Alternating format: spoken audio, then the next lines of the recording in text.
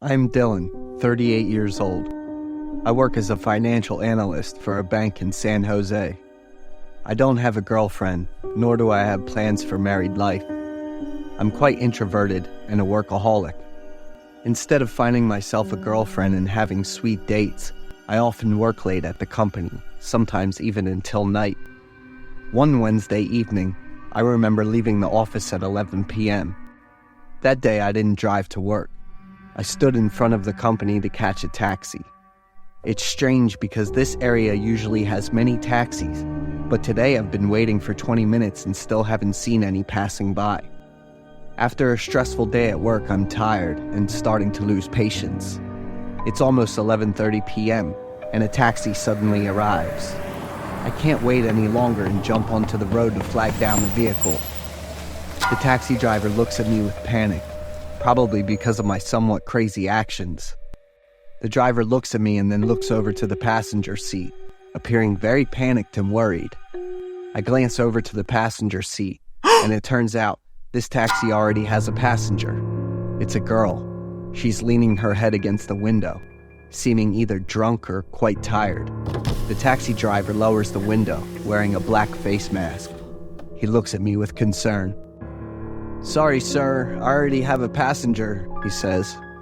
I'm too tired to wait for another taxi. I suggest that the driver lets me ride along, and he can drop off the girl first to maintain the order of the taxi call. He looks worriedly at the girl for a long time before turning to me. When I offer to pay double the fare, he reluctantly agrees. Getting into the car, I smell a strong smell of alcohol, so the girl must be drunk. The driver asks for my home address. He says that my house is closer than the girl's, so he'll drop me off first. I thank him. Out of appreciation, I engage in conversation and ask for her name, but he doesn't answer. I assume he's tired, so I keep quiet. I'm a bit curious, so I observe the girl. She looks quite young, probably in her early 20s. Her skin is pale, and her long hair covers most of her face. Despite the hot weather, she's wearing a high-neck sweater. The car suddenly brakes hard, and everything lurches forward. The driver says there was a cat crossing the road. I hear the girl's head bump against the car quite hard, but she doesn't react, still deeply asleep. I want to help her sit up straight, but the driver immediately refuses. He uses one hand to awkwardly adjust her sitting position. After a while, I suddenly smell a strong odor. I'm not sure, the smell of alcohol is still very strong. I look out realizing we're almost home, so I proactively pay the taxi fare. When I say I want to pay through the ride-hailing app, the driver immediately refuses, saying I should pay in cash. I don't have enough cash, so I hope he'll pass by the nearest ATM. The driver suddenly shows annoyance, urging me to hurry up. I withdraw money as quickly as possible. When I return to the car, I accidentally catch a glimpse of the girl's pale face sitting in the passenger seat. I freeze for a few seconds, wanting to observe her more closely. Surprisingly, I catch the cold gaze of the driver. I quickly get into the car and pay the taxi fare. The amount I give him is quite large, and I request change, but he refuses, saying he doesn't have any cash here. The more the driver gives me a sense of unease. Finally, I arrive home. It's almost 1 a.m. As I get out of the car before I can close the door, the taxi speeds away. Entering the house, images of that girl and the driver keep appearing in my mind. After showering, I go upstairs and fall asleep immediately. The next day is a day off, and I wake up quite late. I watch the news on TV, and they report a carjacking incident involving a taxi company. The driver of that taxi was repeatedly beaten on the head and died early this morning at the hospital. Along with that serious carjacking is the disappearance of a young girl named Alida. Putting everything together, I suddenly remember the taxi driver and the girl from last night. I will call the police to report everything I witnessed, but my phone has disappeared. I sit for a moment, trying to remember where I left it. On the taxi, I probably dropped it when I got out of the car. I call the police on the landline, recounting everything I witnessed. Using the GPS on my phone, the police quickly locate the stolen taxi. It's on an empty lot 40 kilometers away from the city. The car is running out of gas and both doors are wide open. Inside the car, on the passenger seat, the police discover blood soaked into the seat cushion and dried. About a week later, the police find the body of the missing girl under a tree, 10 kilometers from the location of the taxi. The girl's body has a long slash across her neck, which is the direct cause of her death. Through investigation, the police conclude that the girl found under the tree is the same girl in the taxi that I met that night. The driver's name was actually her terrible boyfriend impersonating. His name is Gary. After getting drunk, Gary brutally murdered his own girlfriend and tried to destroy the body.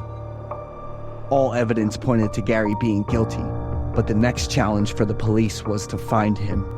There were no clues left behind, and that murderer seemed to have vanished from this world.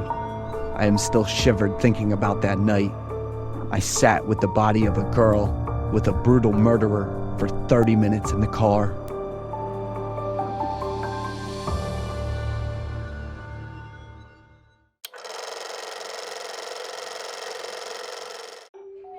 I'm Betty, 32 years old, living in Memphis, Tennessee. I'm an extrovert who likes to party. Every weekend, I will go to a bar to relieve stress after a week of work. Gradually, I cannot do without cocktails, music, lights, and dances. They make me feel extremely relaxed. And every day, I came home later and later. There were times when I didn't leave the bar until dawn. But I just went there to have fun. Absolutely nothing else. I live alone in an apartment in the Edge in downtown area. I am free to do what I want, and I have no intention of getting married. Everything went normal until one day. That was Saturday. I arrived to my apartment lobby around 12 o'clock. My hair was messy. I held high heels in one hand and a handbag in the other, walking unsteadily. I stepped into the elevator and pressed the button to the 15th floor. I could feel the strong smell of my alcohol throughout the elevator. Just as the elevator door was about to close, a hand came to stop it. Entering was a tall man, dressed in black and wearing a full face mask. I was half sober, half drunk, so I didn't pay too much attention to him. He reached across my face and pressed the button for floor number 14.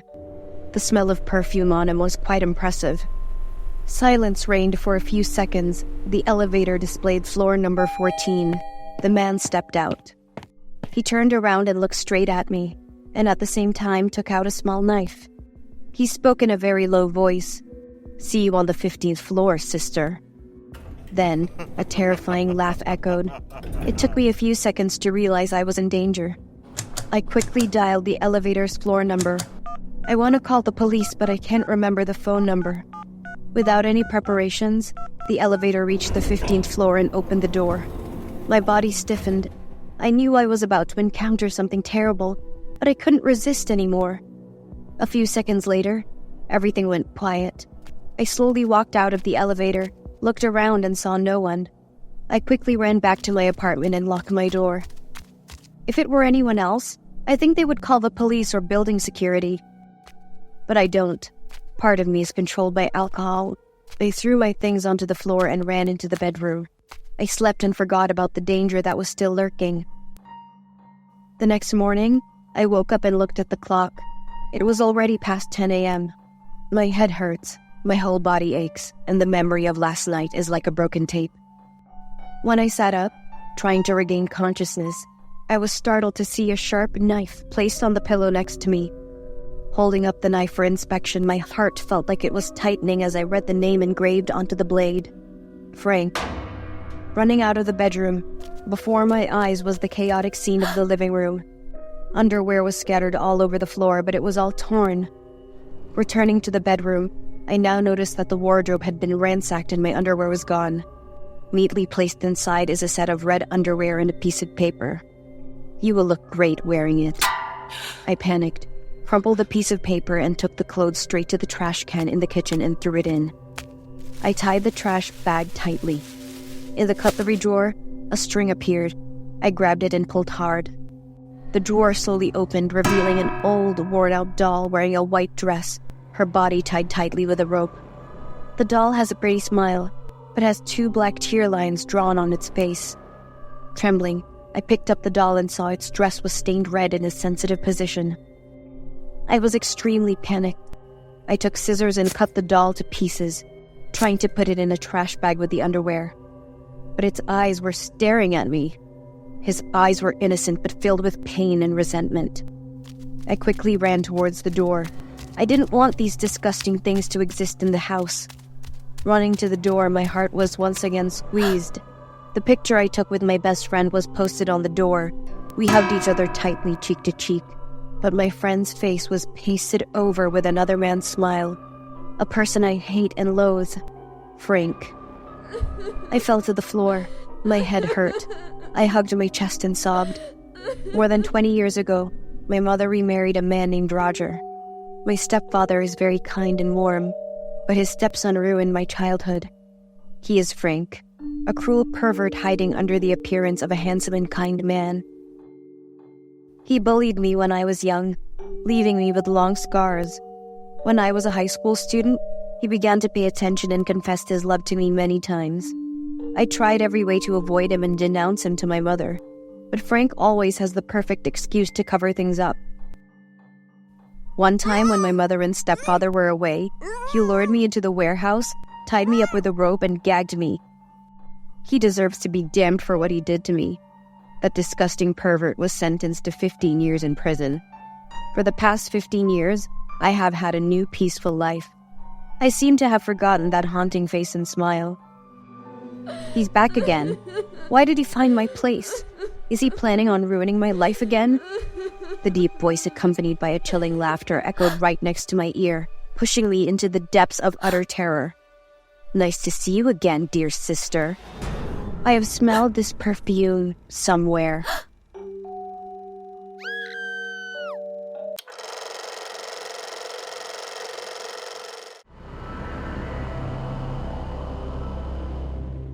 I'm Leon, living in New York. I'm very lucky to have a happy family. My parents have been together for more than 20 years. My brother, Jason, is 10 years older than me. He also has a small, happy family with his wife and daughter. That day was my parents' silver wedding anniversary. The whole family held a cozy party and took a commemorative photo together. My mother wore an old wedding dress. She was really beautiful at the age of 48. My father was also stylish in a white shirt. Parents said sweet words to each other. They thanked each other for their 25 years of companionship. My brother got his camera ready. My niece, Fiona, enjoys running around. My brother looked at Fiona happily and took a few pictures of her. When the whole family arranged a position to take photos, Fiona suddenly started crying and was not cooperating. Fiona is almost 2 years old this year. She walks quite well, but is slow to speak. She cried and then reached towards my mother as if she wanted my mother to hold her. When she sat on my mother's lap, she immediately became happy again. The whole family laughed because of Fiona's cuteness. Everyone looked at the camera and smiled brightly. After taking photos, everyone continued the party and danced together. More than a week after, my brother took the photos to be developed. After dinner, everyone brought out the photos to look at. I was startled when I held the photos in my hand. In the photos my brother took of Fiona, she was chasing a boy. The photo doesn't show his face clearly. Looking at his height, I guess the boy is about 3 years old. I quickly picked up the other photos to look at. In the family photo, that boy appeared again. That boy stood next to my mother, playing with Fiona. So she cried for my mother because she wanted to continue playing with that boy. I was startled again. In all the photos, I was not there. But the strange thing is that my parents did not have any questions or panic reactions when looking at the photos. They smiled and complimented my brother for taking beautiful photos. They didn't even see the other boy like me.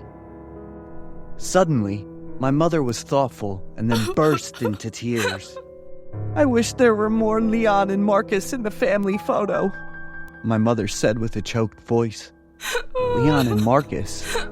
I'm Leon. I'm here, right? And who is Marcus? Are there any other family members that I don't know about?" The family atmosphere fell silent. No one paid attention to my questions, except for Fiona, who ran to hug me as if to comfort me. I hugged Fiona, but a series of questions appeared in my mind. Looking closely at the family photo, that boy's face is very familiar. Another evening, I was in the bedroom with Fiona, who was very attached to me. We will play together for a while before the baby falls asleep. I stayed and watched Fiona for a while before returning to my room. But that day when I walked out the door, Fiona suddenly woke up. The little girl whined and asked me to stay. I quickly hugged Fiona to comfort her, and in just a moment she smiled. Fiona looked at me intently and she said, "Friend." When my sister-in-law heard Fiona crying, she also ran over worriedly. As soon as she entered, she witnessed Fiona's first words. My sister-in-law happily picked up the baby and ran to the room to show it to my brother. The happy laughter of the small family also made me laugh unconsciously. One beautiful morning, my parents wore black clothes and looked sad. My parents told me and my brother's family that they wanted to take us to visit some people. I was quite curious but didn't ask much, but did what my parents said. My family stopped the car in front of the gate of a large cemetery. I went last, following the whole family into the cemetery. My mother sadly knelt and cried at a grave. My father and brother tried to comfort her. Coming closer to look at the tombstone, I was shocked to see that the names printed on the tombstone were Marcus and Leon. Looking at the two small photos on the stele, I was startled to recognize the boy in the family photo. It turned out that boy's name was Marcus. The other photo is me, Leon. That boy and I only have different eye colors. Everything before my eyes gradually blurred. Echoing in my ears were the sounds of police cars and ambulances, followed by the sound of crying, the sound of my parents calling out Leon and Marcus's names in pain and helplessness. Before my eyes appeared the scene of the bodies of two twin boys covered in blood and open wounds. The two boys lay on top of each other in a pool of blood. A man holding a sharp knife stood looking at the bodies of two boys with wide eyes full of red veins. The tight pain throughout my body pulled me back to the present. My body was covered in scars. They began to bleed and hurt. My mother was still kneeling and crying next to the grave. Fiona walked up, pointed to the picture of me and Marcus on the grave and said, "You."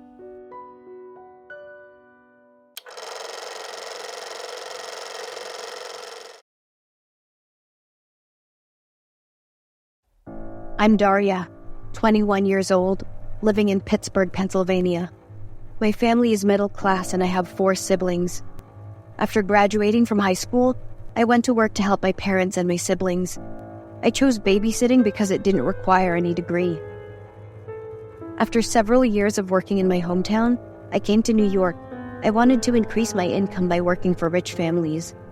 I went to Manhattan, New York, where the world's largest concentration of billionaires and millionaires is located. I was hired to babysit for a family who lived in a house that looked like a castle in a fairy tale. I am responsible for taking care of 3 children. Baron, 10 years old, Savia, 8 years old, and Aiden, 6 years old. The 3 children were perfect. They are very polite and obedient. Baron, Savia, and Aiden are not the same. Each child will resemble their father in some way. As far as I know, the boss is a businessman, 44 years old. He will be home on odd days of the week. I also never saw his wife. Surely such rich families will have complicated stories like those in the movies. Nothing would come of it until the last few weeks. I received a call to my family's landline. "The children are about to be in trouble. Save them quickly." A man's voice, very deep and a bit frightened. I asked who he was, but the other end of the line kept repeating the same sentence. "The children are about to be in trouble. Save them quickly." I felt uncomfortable and hung up. I think it's a prankster from someone having a mental problem. The next day, still in the same time frame, I received another call. "The girl is in danger. Save her quickly." I was startled to realize that this voice was the man from yesterday. "Who are you? What is your relationship with this family?" I quickly asked him. But he repeated what he had just said and hung up. "The girl is I in fell danger. into confusion. Save her quickly." "What is up?" The boss's powerful and slightly annoyed voice rang out right behind me. He must have heard something while I was talking on the phone. I hastily told him about the 2 calls from the man. He immediately got angry and asked the workers in the house to unplug all phone lines. I suggested calling the police, but he immediately got angry and shouted loudly. He asked me to take good care of the children and not to do anything else without permission. Everything went normal until 5 days later. I went up to Savia's room at 6 o'clock to call her down for dinner. Knocking on the door for a long time, Savia didn't want to open the door. I opened the door and went in. I looked around the room and couldn't find her. The iPad was playing the movie Savia was watching. I called out, but she didn't answer. Running downstairs in a panic, I quickly told the housekeeper to quickly call the boss. Savia was missing. But the strange thing was that everyone present in the dining room was indifferent to what I said. They continued to eat their meal very calmly. Even Baron and Aiden did not react when they heard their sister was missing. I froze looking at these people. Don't they have any emotions? I decided to call the boss myself, but he didn't answer the phone. I really wanted to call the police, but remembered his angry reaction the day before. I had to put the phone away. I'll wait until the evening when he comes home. Today is also Thursday. As soon as I heard the sound of his car, I quickly ran to tell the boss about Savia's disappearance. But his reaction once again shocked me. "She misbehaved. She will be punished and come back in a few days." I'll say it again, just mind your own business. His cold and bloodshot eyes looked straight at me. It made my body stiffen. His eyes gradually turned back to brown. I panicked, tried to hold my breath, bowed my head, and ran quickly back into my room. I'm scared, but I'm making a lot of money working here, so I choose to stay quiet and try to do my job well. 3 days later, Baron continued to disappear. The boy disappeared, leaving the room cluttered with many things. I was extremely panicked when incomprehensible things continued to happen. But the attitude of the people living in this house really makes me feel creepy. A housekeeper, she came in at the same time as me, revealed to me the reason why Baron disappeared. The boy was also taken to be punished because he refused to take medicine. Medicine? Is Baron sick? I didn't know about this when I joined the job. A series of questions appeared in my mind. It's been almost 2 weeks. Baron and Savia still haven't come back. One day, I went down to the warehouse to find Baron his favorite ball. I was a bit startled when I saw the desk phone stored in here. I stood looking at the phones for a while and decided to go over and plug in the red phone I'd received 2 calls before. As soon as I plugged in the phone, it immediately rang loudly, causing me to panic and answer the call. I don't want anyone to know what I'm doing. My heart was beating very hard. I tried to breathe evenly. On the other end of the line was that man's voice. "Quickly, get out of there. You will be the next victim." I didn't answer. I tried to calmly continue to listen. "You'll be forced to drink deadly drugs. You will lose all consciousness and emotions. You'll become a living doll. He will sell you as a sex toy." My eyes widened as wide as possible. Tears welled up. I covered my mouth tightly, trying not to sob out loud. He was so cruel that he used his own children to make money. Maybe his wife was sold in that way. Not just 1, but 3 wives, with 3 children. All I could think about right now was running away. I had to escape this horrible place. Just as I turned around to run out, at the warehouse's entrance, A tall black shadow was staring at me with cold, bloodshot eyes.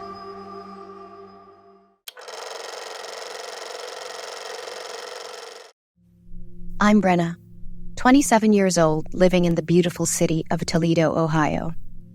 I am confident that I have an eye-catching appearance with long black hair and a perfect figure. Even though I get a lot of attention, I haven't had a happy relationship yet. My best friend, Anna, introduced me to the blind date. That was Anna's senior at university. I was also quite comfortable with this, so I agreed. If I can't become a couple, maybe I can have another friend. The blind date took place on Friday night. He invited me to the luxurious restaurant, the Beirut. When I arrived, an extremely handsome guy sitting near the window waved at me. The closer I got, the faster my heart beat. He's actually much more handsome than in the photo. He introduced himself as Vincent, 29 years old. We started eating and chatting. Vincent is truly attractive, not only because of his appearance, but also because of his charming way of speaking and solid career. Vincent said he had a private hospital specializing in the beauty industry. I also feel that Vincent likes me quite a bit. The blind date went very happily.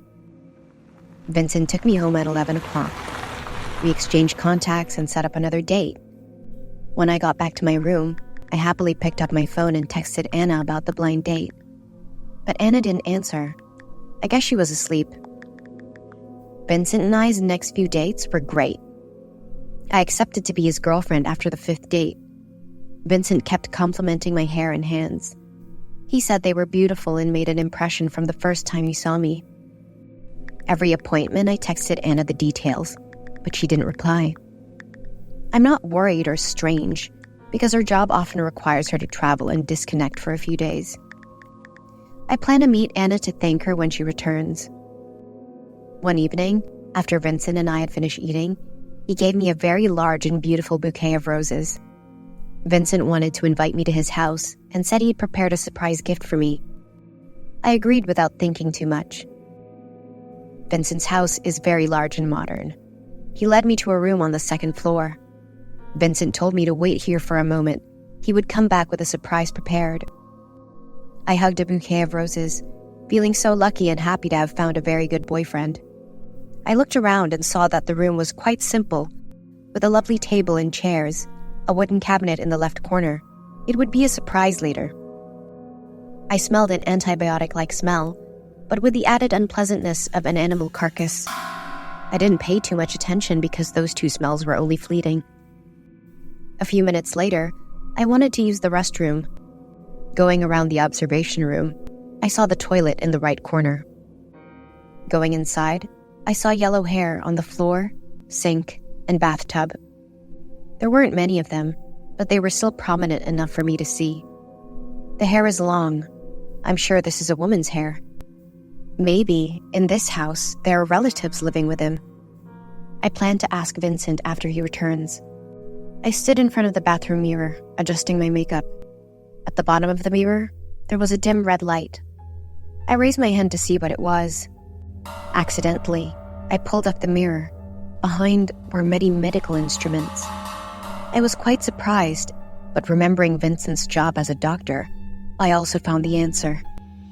I no longer wonder about the existence, but rather wonder about their location. I closed the mirror and went outside to wait for Vincent. After a while, Vincent still didn't come back. I started to lose patience. I planned to go out and look for him. The house was very large and had many rooms. I walked down the hallway and called Vincent. He didn't answer. I started to feel strange and scared. This case is very similar to the movies I've seen. I will play the main character and be in danger. While thinking about that, Vincent suddenly called out loudly, startling me. He was worried when he didn't see me in the room. Vincent gently raised his hand to his cheek and looked at me. A strange feeling appeared. I slowly closed my eyes. I will give you long black hair like before, a lovely and soft hand. I will collect beautiful body parts that resemble you. You will be perfected soon, Natalie. I woke up dreamily, realizing I was lying in bed, the light from the lamp shining straight into my face, making me dizzy. I just heard Vincent's voice. He mentioned something about Natalie. I heard loud, scary laughter and footsteps getting further and further away. He must have gone out. I used all my strength to sit up, trying to stay awake and observe my surroundings. I was in the room at the beginning, surrounded by a lot more medical equipment. Looking to the left, I was startled and covered my mouth with my hand to keep from screaming. It was a woman, but it wasn't right because she didn't have hands, hair, or ears. Or it's a mannequin, but the stitches to attach to the body parts are very clear. I panicked and sat close to the corner of the bed. Looking at my arms, there are many marks. My scalp was also completely numb. I trembled and got out of bed, trying to run away from here as quickly as possible. My head couldn't deduce anything about Vincent anymore. I just want to escape quickly, get out of this evil house and find help. While scared and confused, I accidentally bumped into the cabinet near the door. The closet door opened and 2 women fell to the floor from inside. Each of them is missing some part of their body. The fear was so extreme that I couldn't control my body anymore. I stood there looking at the 2 women and realized one of them is my best friend Anna. Her beautiful blue eyes were sewn shut. The stitches are infected and smell terrible. Anna was still breathing. She was still alive. I helped her up when suddenly I heard footsteps coming closer and closer from outside.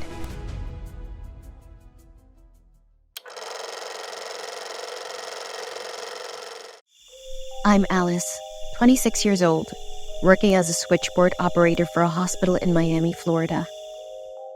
My work is divided into 2 shifts, day shift and night shift.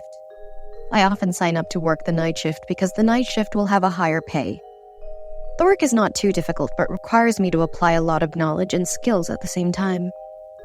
I will receive and handle calls to the hospital, provide information about services, support patients and customers, answer questions, and direct them to relevant departments. One evening, I was on duty. It was about 11 p.m. I received a call. Hello? How may I help you? I called to ask for guidance on how to help a girl be happy again. It was the voice of a man. I guess he was in his 40s. I was quite surprised by this case, but realized this was not an emergency. Maybe this man is quite meticulous in taking care of his loved ones. I asked him gently. I am very willing, sir. May I ask what your name is? Logan. Yes, Mr. Logan. I wonder if the person you are interested in is your wife or daughter? She is not my wife or my daughter. We just met 2 hours ago. I already forgot her name. His answer surprised me again, and I was silent for about 3 seconds. I asked him how she was doing. The man was silent for a moment, then spoke in a laughing voice. She seemed very scared. She was crying. She seemed to be shaking. Can I talk to her, sir? The man immediately refused when he heard my suggestion. He said he wanted to take care of the girl himself. I patiently continued the conversation with a bad feeling about this man. I hastily asked for the man's current address. He laughed. Let me think for a moment. There are so many people here, so many. They are all lying quietly at my feet. I remained silent at Logan's confusing answer. He suddenly laughed, said he was just joking, and read the address to me. Working very quickly on the computer, I realized it was an area near the cemetery, about 20 kilometers from the hospital. Suddenly, a girl's moans rang out from the other end of the line. I listened attentively. The moans seemed to come out while being gagged. Is something wrong, sir? Oh, no. My girl is a bit resistant. I don't like this at all. I heard a punch or something. I'm sure it was the sound of force being applied to the human body. I was very confused with all the inferences. That man spoke up. She's better now, but she's looking at me with angry eyes. I try to reassure myself and do my job properly. Mr. Logan, please let me speak to...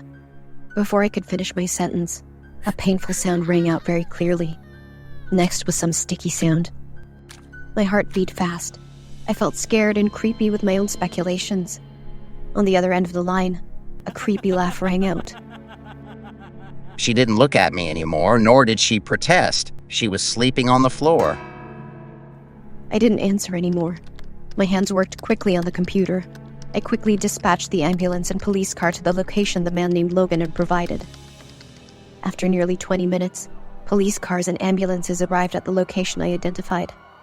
It is the guard building of a local cemetery. After calling loudly and no one responded, the police immediately rushed in. The scene inside the room made all the police and medical staff present there freeze. On the floor is the intact body of the female guard. All of her toes and fingers were severed. Blood splattered all over the walls, floors, tables, and chairs. She lost both eyes. The mouth was sewn tightly shut. The clothes have many rough cuts. All cameras in the cemetery were stolen. 2 surveillance computer screens were also smashed. The police also could not collect any further evidence to investigate the man named Logan. The following days, I was filled with regret. I should have called the police sooner when I noticed something unusual. I heard the entire process of that pervert murdering the female security guard without being able to save her. Police are still actively looking for information about Logan. I'm also not sure if the name he called himself is accurate or not. About a week later, I'm also on the night shift. On duty that day, there were many accidents and emergencies. My mind was extremely stressed. I had just rested a bit. At around 12 o'clock, the phone rang again. I regained my composure and answered the phone with a professional attitude. The other end of the line was silent for a moment, then spoke. Do you remember me? I immediately fell into panic, because I immediately recognized that voice as Logan's. Before I could react, he continued to haunt me. He accurately described my physical characteristics and the clothes I was wearing. Even scarier was the mole on the back of my neck, which he could also see. I stood up in fear and looked around the office. Logan's loud laughter rang out from the phone. The perverted and disgusting voice made my limbs weak. Do you want to spend a memorable night with me?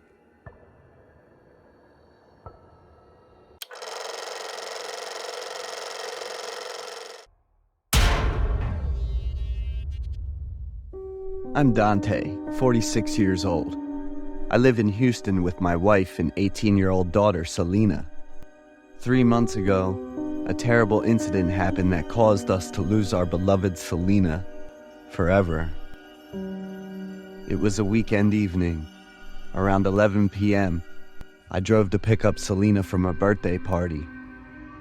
A while ago, she told me to go to Laura's birthday, Selena's best friend.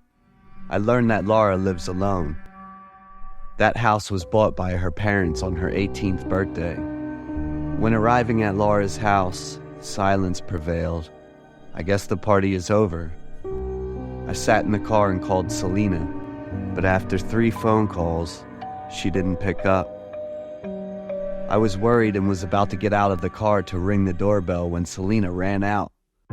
The girl was still wearing her party outfit, but she was wearing a baseball cap that covered her face. Selena opened the car door and sat in the back seat. I turned back to ask, but she didn't answer.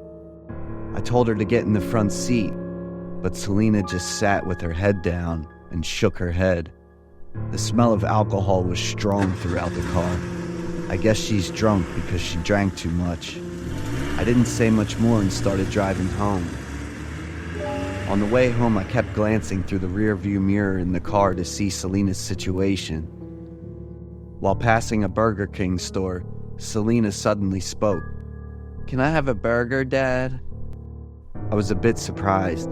She spoke with a strange voice and spoke very fast. It took me a few seconds to respond. "Okay, kiddo." I stopped the car in front of a burger store. Selena immediately opened the door and quickly rushed out of the car. I was both surprised and worried, quickly took off my seatbelt and took my phone into the store. I remember it was almost 12 o'clock at night. Entering the store, there were only a few customers and 2 male employees left. Looking at the service counter, I didn't see Selena there. I looked around the store but couldn't see her. I went to ask the store staff. He said just now a girl wearing the clothes I described came into the bathroom. Maybe she felt uncomfortable, so she wanted to use the bathroom first, I thought. I stood at the service counter ordering a cheeseburger. I know Selena's preferences very well. About 5 minutes later, the burger was being made, but Selena still hadn't appeared. I walked towards the bathroom, stood about 1 meter from the door and called out. Selena did not answer. I continued calling and lost my patience. I approached and knocked on the bathroom door. Suddenly, the door slowly opened. I was surprised to see there was no one inside. I could clearly feel the smell of alcohol still in the bathroom. I went to the service counter. She wasn't there. I grabbed the burger and ran to the car. Selena wasn't in the car either. Returning to the store, I looked around again but still couldn't find my daughter. I asked the staff. They all said they didn't see Selena. One of the 2 employees there said he heard the sound of water being flushed while I was ordering a burger.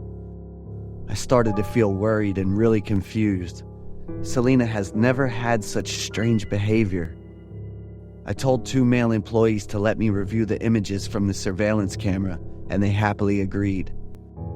Surveillance camera images show that Selena entered the store and headed towards the bathroom. But since then, she has not appeared again. There were the last few customers I saw at the beginning walking out of the store with a girl. I quickly picked up the phone to call Selena, but she left the phone in the car. I called my wife. She said the girl wasn't home yet. By this time, I was really worried and insecure. Everything happened so quickly and inexplicably that I had no time to react. I returned home and told my wife the whole thing. My wife quickly called the police. That whole night, my husband and I didn't sleep. We consoled each other that Selena was just drunk and fell asleep somewhere. Early the next morning, my husband and I went to Laura's house. Laura said the last time she saw Selena was when I picked her up. Laura was very worried. She said she would contact a few other friends to look for Selena and my husband and I. I announced the bad news to Merlin, which was that her boyfriend was 3 years older than Selena, but he didn't have any worries when he found out. Just like that, my daughter mysteriously disappeared. The police are still actively searching. It's been nearly 3 months and my husband and I never lost hope of finding Selena.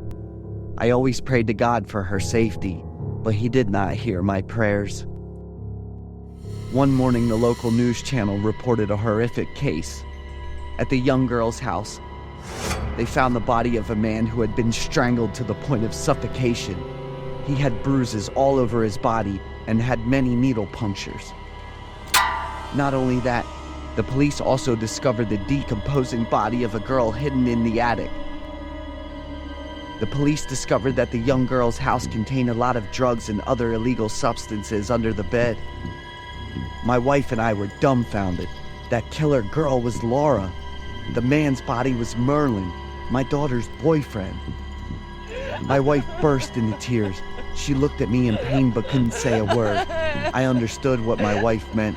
I was frightened by my speculations in my head. I contacted the police in charge of Selena's disappearance.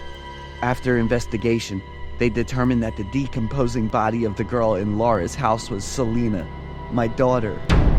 Police said Laura admitted that she and Merlin had been secretly going back and forth behind Selena's back. That birthday party, they had a terrible argument.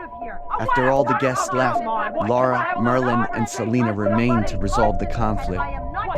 In anger, Selena was strangled by Merlin.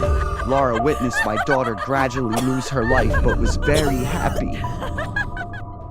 They became a couple, often going to Laura's house to have fun and use drugs. In a drunken stupor, Laura strangled Merlin while he slept, and then used a needle to stab Merlin's body multiple times. So the person I picked up that night was Laura. She disguised herself as Selena and created the mysterious disappearance. Why don't I recognize my own daughter?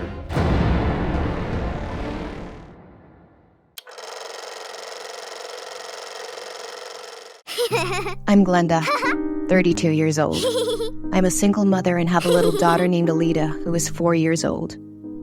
My daughter and I live happily in a small house in Boston near the Atlantic coast. I'm working as a nursing staff for a local hospital. The income is decent, so I can give Alita a full life. Alita is my anchor in life and the best thing I have. She helped me get through a terrible time 4 years ago. 4 years ago, I married Steven. My ex-husband is 3 years older than me and is a rich businessman. He is famous for his love of flowers. I followed my friend's advice and gave my absolute love and trust to Steven. We live in a large house in the city of Philadelphia, over 3,000 miles from my current residence. 5 months after the wedding, I found out I was pregnant. Steven was extremely happy when he heard the news. He burst into tears and hugged me. Steven took very good care of me, giving all the good things to me and the baby in my belly. At the 20th week of pregnancy, my husband and I discussed organizing a party to guess the baby's gender. After consulting with the doctor about my health condition and some related issues, my husband and I excitedly prepared for the party, from the colors and decoration themes of the party, games and activities, along with gifts for guests. I asked the doctor to write down the baby's gender on a piece of paper and give it to my best friend to prepare the cake. The party takes place at 8 p.m. at the swimming pool behind the house. The couple's relatives and guests all came. My husband has many important friends and partners.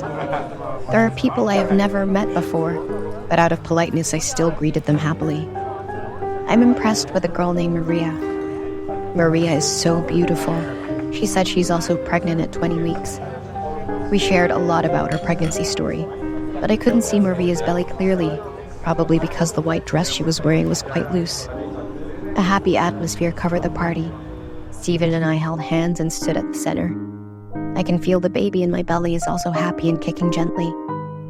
The main part of the party is announcing the baby's gender. Everyone was excited and nervous. Small cakes were prepared for each guest. The cake that reveals the baby's gender will have a different color filling than the rest. I was quite surprised when the cake sample was very different from the sample my best friend sent me to see.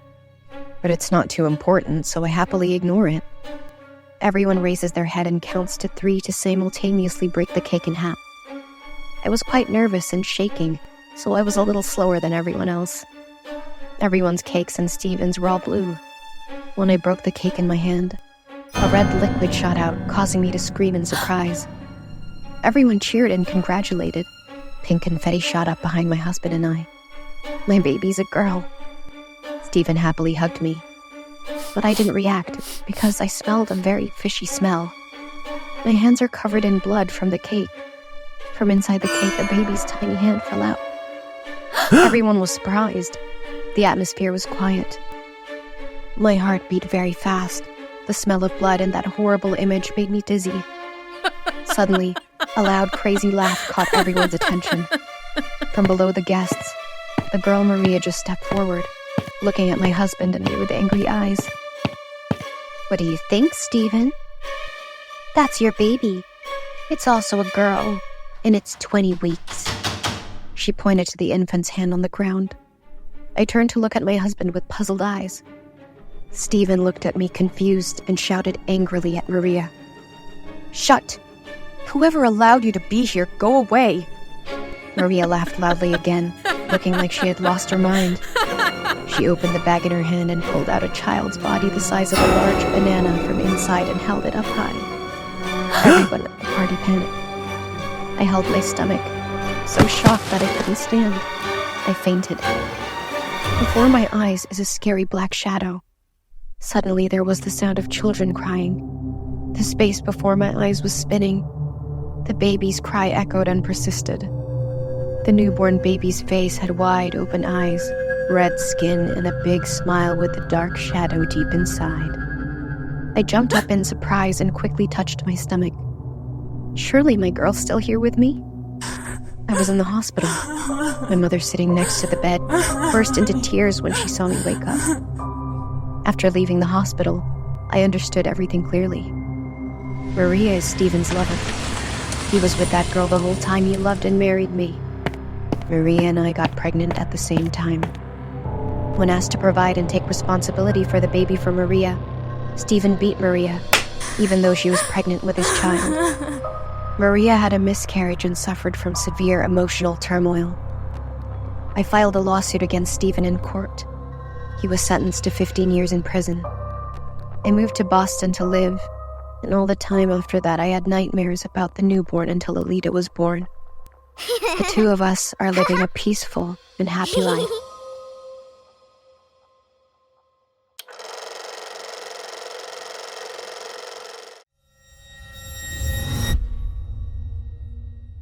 I'm Oscar, 26 years old, living alone in New York. Because I have an online job and have free time, I often sleep during the day and then work at night. In recent months, a 7-Eleven convenience store opened near my house. I really enjoy being able to buy food at night while working. A man named David, 45 years old, is the owner of the store. David is recruiting staff and temporarily looks after this place. David designed a room at the back of the store to provide a comfortable place to rest. He was funny and kind. Sometime later, the store had another female employee. Her appearance is not very outstanding, but her way of talking attracted me. Her name is Mary, 26 years old, and she is Mr. David's niece. Gradually, I stopped by the convenience store several times a day to talk to Mary. I started to see that Mary had feelings for me. But David gradually became more grumpy every time he saw me. I guess David is upset because I'm affecting Mary's work. He met me privately and harshly asked me to stay away from Mary. David gave the reason that he did not want Mary to be in danger when getting acquainted with strangers. It's ironic that Mary is old enough to make her own decisions about her life. Of course, I didn't listen to David. Since that tense conversation, David continuously appeared at the store. It's like he's guarding Mary and I so we don't have a chance to come into contact. Many times I asked Mary out to have her own space.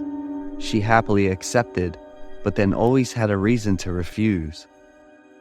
One day I stayed up late to meet a deadline and felt hungry. I went to the convenience store. There was no one inside. I called out to David and he didn't answer. I walked around and then accidentally stopped at the door leading to the room at the back of the store. Just as I was about to approach the door, it suddenly opened loudly. Mary walked out looking haggard, her clothes disheveled. She smiled very awkwardly at me, raised her hand to close the door, not giving me a chance to look inside. I was extremely surprised to see Mary. This was not her shift. Looking at Mary's body, I still saw bruises. I asked worriedly, but she avoided my eyes and said she was fine. That night, I no longer had enough concentration and spirit to work. I always think about Mary and many questions pop up in my head. The following days, I did not see David appear again. Mary said that David had an accident and broke his leg so he would stay home and rest for a while. Supervising and operating that store will be in charge of Mary. She will stay at the store and use David's room. Mr. David also recruited an additional employee, a middle-aged woman named Joan. Mary and I became a couple not long after. Unlike other couples, our date spot is always a convenience store. Mary never let me or Miss Joan into the back room of the store. One time, I used the restroom at the store. After draining the water, I saw something floating back. It looked like meat and had a very unpleasant smell. I guess the pipe was clogged. This must be leftover food someone had flushed down. This condition lasted for several weeks afterward. Not only the toilet, the store's drain was also clogged. I wanted to handle this for Mary, but she said she would do it herself. It's been a while since David returned to the store. Mary also did not care much for her uncle. The next strange thing is that Miss Joan also disappeared after nearly a month of working here. That day, Mary and I were at the store when the police came to investigate Miss Jones' disappearance. Mary happily cooperated and said she had resigned from the store a week before the missing information was reported. One time I went to the store looking for Mary but couldn't find her. I couldn't hold back my curiosity anymore, so I decided to enter the room at the back of the store to find her. The space inside is very stuffy and dark. I smelled clearly the smell of disinfectant and cleaning fluid. There was something in the corner of the room. I approached it and saw it was a chainsaw. Do convenience stores also use this? "What are you doing here?" Mary shouted loudly, startling me. She stood in the doorway, staring at me and full of anger. Before I could react, Mary immediately kicked me out and slammed the door. I returned home with all kinds of surprised and helpless emotions inside me. The next day, the convenience store closed. I also completely lost contact with Mary. About a week passed. I was worried and couldn't do anything. I decided to report to the police and then received a call from the police. They asked me to come to the station to cooperate in the investigation of the murder of 2 people. Strange things happened all at once. I fell into extreme confusion. The police questioned me about my connection to the woman named Mary. I replied, "She is my girlfriend." Police said she is missing and is the prime suspect for the murder. The first victim is David, who she claims is her uncle, who is actually her lover. Currently, the police have only found Mr. David's head and hands hidden in the room behind the store. They are still looking for other parts of the body. The next victim was Miss Jones. The police found her body in the same room, wrapped neatly in a very large bag with her limbs severed. Police suspect that the chainsaw in the room was the tool she used to perform the dismemberment process. I was shocked to hear the information from the police. I remembered all of Mary's strange expressions over the past time.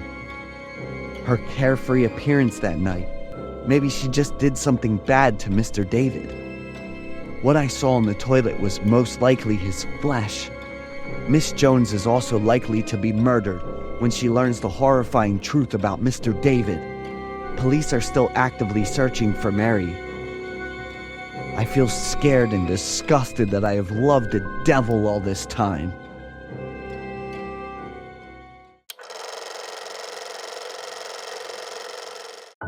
I'm JC, 20 years old. I have a brother named Nathan who's 2 years older than me. We didn't get a lot of love growing up. My mom passed away early because of a serious illness, and my dad started drinking because he was so heartbroken. He was often drunk and would hit us for no reason. Nathan was pretty thin and just a bit taller than me. He was always getting picked on by his friends, and the ringleader of that annoying group was Frank. Frank was a head taller than him and almost twice as heavy. He never cried. He always stood up to the tough hits, but in the end, he still ended up losing. 10 years ago, when we were 10 and 12, the city kept reporting about kids going missing. 3 high school kids had gone missing, and they still hadn't been found. People were very scared and confused. Buses to school started coming less and less often. All our classmates had their parents pick them up and drop them off to make sure they stayed safe. Only Chris and we were left. He'd just moved into Nathan's class. Unlike Nathan, who's kind of small and frail, Chris is tall and healthy. We started getting closer over time, so we weren't as lonely, and Chris also looked out for Nathan. It's been 2 weeks since the first person went missing, and the police still hadn't found either the victim or the culprit. One day at school, Chris wasn't on the bus. I said, "Chris must not be feeling well today." But Nathan looked really worried. That day turned into a nightmare for Nathan. Since Frank hadn't seen Chris, he took it out on Nathan, hitting him as a kind of catch-up for the past few days. I rushed in to protect Nathan with all the strength I had. After that fight, we were both covered in bruises. We were still pretty happy and felt really brave. The next morning, when we got to school, we were shocked to hear that Chris was the kidnapper's next victim. I could see how worried Nathan was. He didn't talk or laugh for the next few days. Nathan went back to being bullied and just gave up. A week later, Frank was the next victim. Frank's disappearance showed just how clever the kidnapper was. Frank vanished the moment he ran to his car after school. I know it sounds bad, but I was actually relieved when Frank got kidnapped. One day I woke up from a nightmare, yelling Nathan's name and searching the whole house for him. I didn't feel relieved until I saw that Nathan was safe. I had a dream that Nathan was the next kidnapper's victim. He vanished into a bunch of black balloons right in front of the school gate. Another time, I dreamed about a guy in black holding a bunch of black balloons. He had a creepy mask on and a wicked smile. I told Nathan and my classmates about my weird dreams, and I thought they might be the kidnappers. But no one took my dreams seriously. One day, right after we finished school, 2 police showed up. They wanted to talk to me and share some info. They found the first kidnapping victim, but the boy had already passed away. The boy was holding on to bits of black rubber, which they think came from the balloons. At the spot where Frank was kidnapped, they also found several black balls stuck in the trees.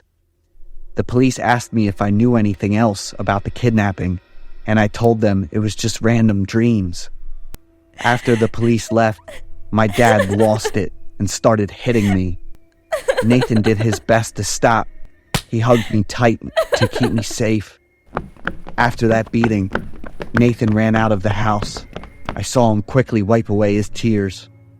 I tried to call Nathan and chase after him, but my dad stopped me and locked me in my room.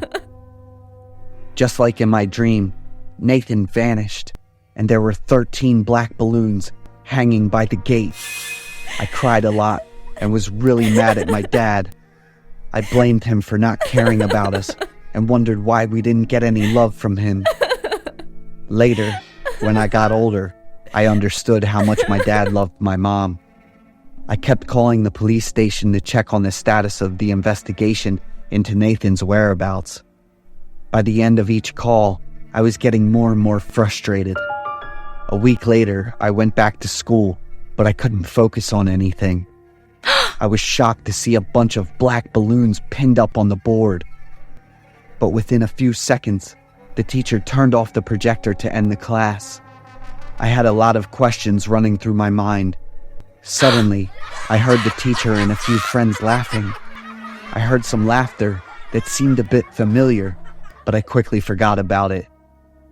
At night, I took my pillow into Nathan's room to sleep. I'd always ask God to protect him and bring him back home. I had another dream about that weird guy standing in front of a house with a creepy smile, holding a bunch of black balloons. 1300 Pennsylvania is the address of that house. I quickly jotted down the address, thought about it for a bit, and decided to check out that house. It was a small house on a winding road, way at the end and kind of isolated. The house was empty, and when I peeked through the window, I saw that the furniture inside was old and pretty messy. I noticed there were a ton of black balloons inside. I could hear loud rattling noises coming from the basement. I grabbed a stick lying nearby, tapped it on the windowsill, and waited nervously. I heard a faint knocking sound coming from somewhere. I was sure it was Nathan. We came up with that sound to recognize each other. I quickly searched around the house, but I was startled and screamed loudly when that strange man suddenly appeared. He laughed loudly and quickly grabbed me. I jumped up, surrounded by Nathan's room, and slapped myself in the face to make sure I wasn't dreaming. It was almost dawn, so I called the police right away. I gave them the address, described the house, and told them about the strange man from my dream. But my hopes were completely crushed when the police told me the address I gave them didn't exist. It's been 10 years, and the search for Nathan and the other victims has stopped. This year he would have been 22, graduating from college and looking forward to a bright future. Where is he? Is he living under a different name and with a new look? I never lost hope that Nathan was still out there and that he'd come back someday.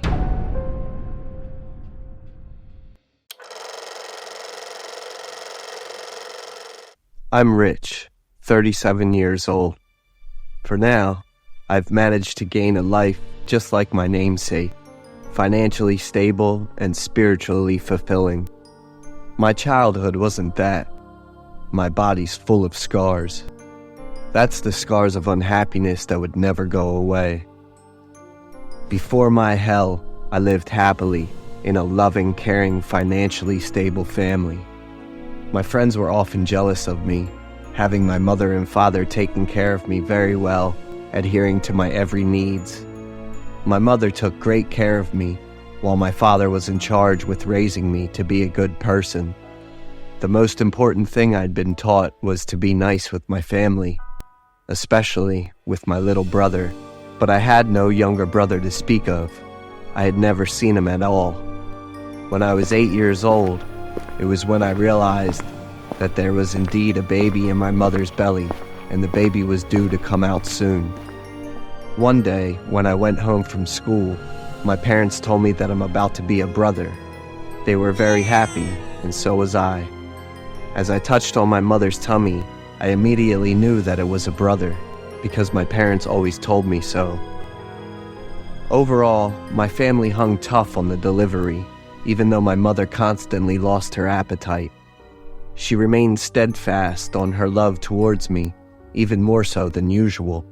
However, after a while, my parents' happiness seemed to have vanished. I didn't even see my little brother growing anymore.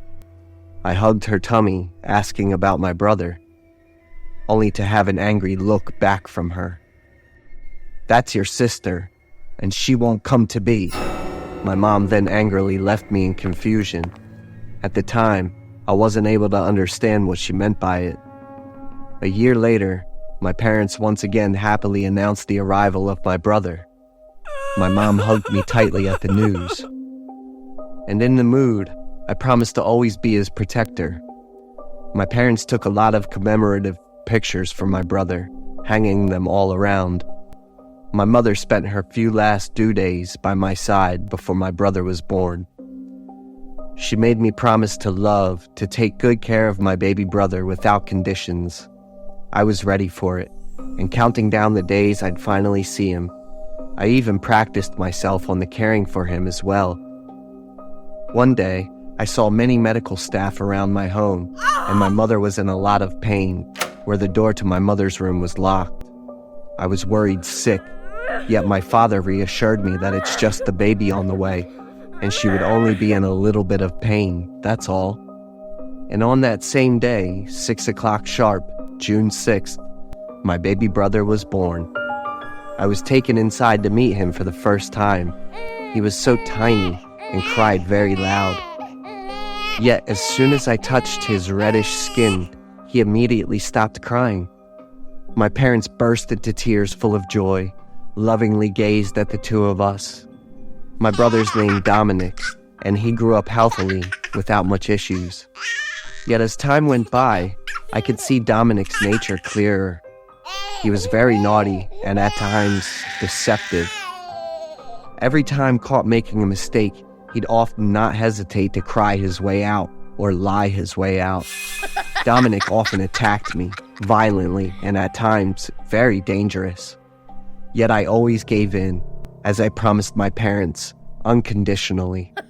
But deep within me, I was afraid of his joy in inflicting pain on me.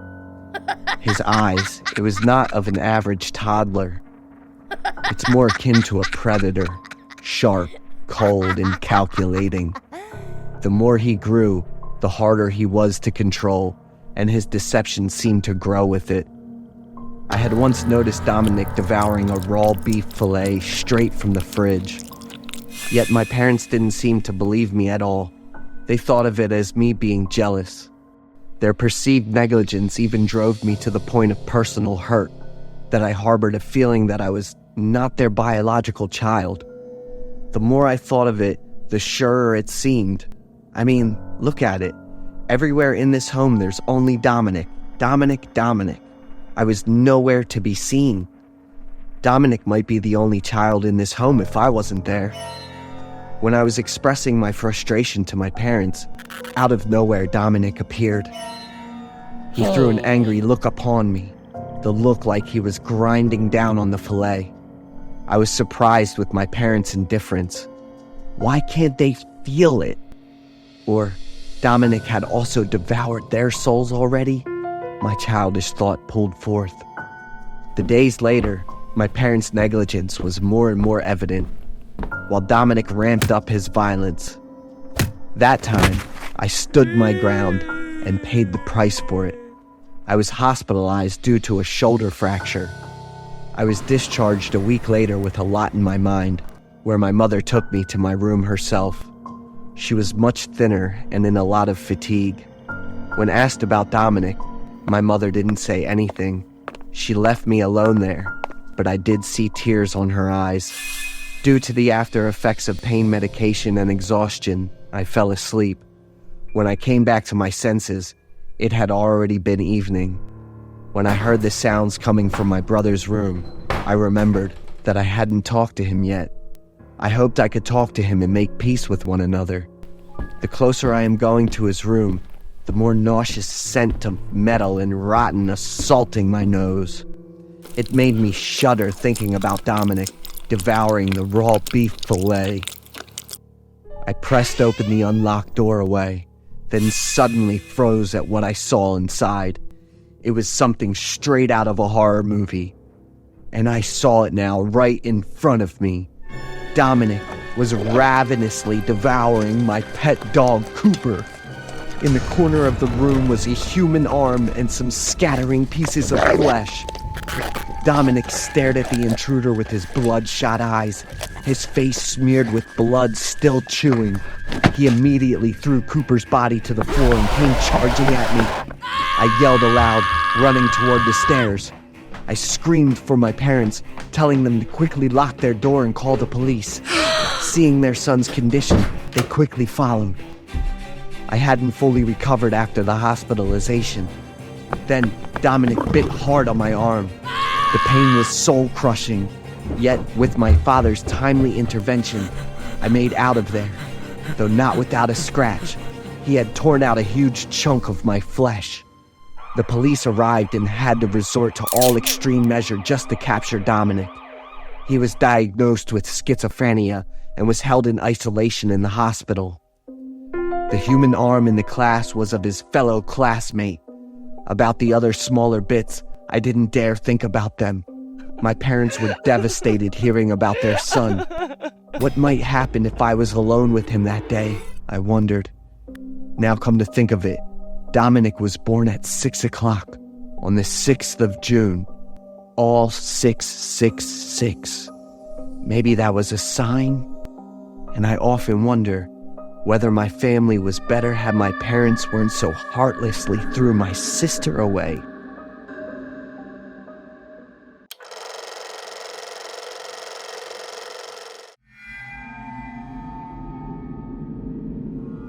I'm Benny, 31 years old. I'm working as a production manager for one of the 10 largest companies in the US. I've worked very hard to get to my current position, and I really love my job. My company often holds luxurious parties at the end of the year to appreciate employees' contributions throughout the working year. During the party, there will be activities including dining, entertainment, and a charity auction. Last year's end party also had similar activities as every year. This time the company allows employees to bring a relative along. I immediately thought of Donna, my beautiful girlfriend. The party invested by the company was very grand. The venue is a famous local 5-star restaurant. Donna and I arrived at the party greeting everyone. Donna is very excited about everything around her. Knowing my position in the company, she really admired it. I am also confident that I have scored more points in her eyes. The party with the participation of more than 3,000 employees was deafening. I told Donna to follow me closely to avoid getting lost. Around 6:30 p.m. we started the party. Company leaders will give opening remarks. The next part is to honor and reward employees who have made outstanding contributions. When standing on the podium to receive the award, I was very happy to see Donna standing below, clapping her hands and looking at me smiling. At 7 p.m., we started the dining portion. The party format will be buffet. Beautifully decorated and extremely luxurious dishes were served. The LED screen suddenly appeared with a video of the restaurant's chef. Ladies and gentlemen, I am Anthony, the restaurant's executive chef with nearly 30 years of experience. We would like to respectfully introduce to everyone dishes filled with passion, made from Anthony's unique ingredients, wishing everyone a delicious meal. Everyone was very surprised, and I was very impressed with the chef's eyes and smile at the end of the video. It felt like he was trying to convey something. Having the chef personally introduce the dish made us feel appreciated and cared for. "This restaurant really knows how to please customers," I whispered in Donna's ear. She smiled happily. Everyone started eating and drinking happily. Donna's food is delicious. She constantly praises the food here. Not only Donna, everyone nodded while eating. I have quite a hard time eating. With unfamiliar foods, I will hesitate to eat them or even be cautious because I have some stomach problems. Seeing everyone's expressions while eating makes me curious about the taste. I took a look around. The dishes here didn't have name tags or any information about the ingredients. This is very strange compared to other 5-star restaurants I've been to. I don't know what the unique ingredient the chef said is. In the end, I chose a dish that was quite similar to steak. The taste of the dish is very strange, but very delicious. The meat is soft and mixed with sauce. I started to get excited and continued to enjoy the next dishes. Suddenly, Donna shouted loudly with joy. She ran up to me boasting that she had found a ring in the dessert. Donna picked up the ring and smiled excitedly. "Benny, I think it's a diamond." I looked at the ring. It was indeed decorated with a diamond-like stone. I and everyone nearby were surprised. Could this be a random lucky gift secretly prepared by the company? But lucky gifts usually won't be placed in dishes like that, which is confusing. I was bewildered, and Donna was very happy to put the ring on her finger. Suddenly, a guy standing not far from us exclaimed, "There are human fingers in the soup!"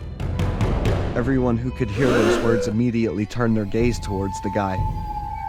Continuously, other strange things appear in food such as hair, eyelashes, and nails. The surrounding atmosphere was chaotic. People talk endlessly about the food. The company representative requested to meet the restaurant's manager and chef. A loud crash and a girl's scream rang out right behind me and Donna. Everyone was silent. The large bowl of hot soup burst and flowed all over the floor. What made everyone scared and dumbfounded was the human skull with some skin still attached with 2 white eyes rolling on the floor. The hand bones with 5 intact fingers floated right in front of me and Donna. Donna hugged me tightly and fainted. Some people burst into tears, and some older people even had heart attacks. The sounds of vomiting, crying, screaming all created a chaotic scene. It's like the end of the world is coming.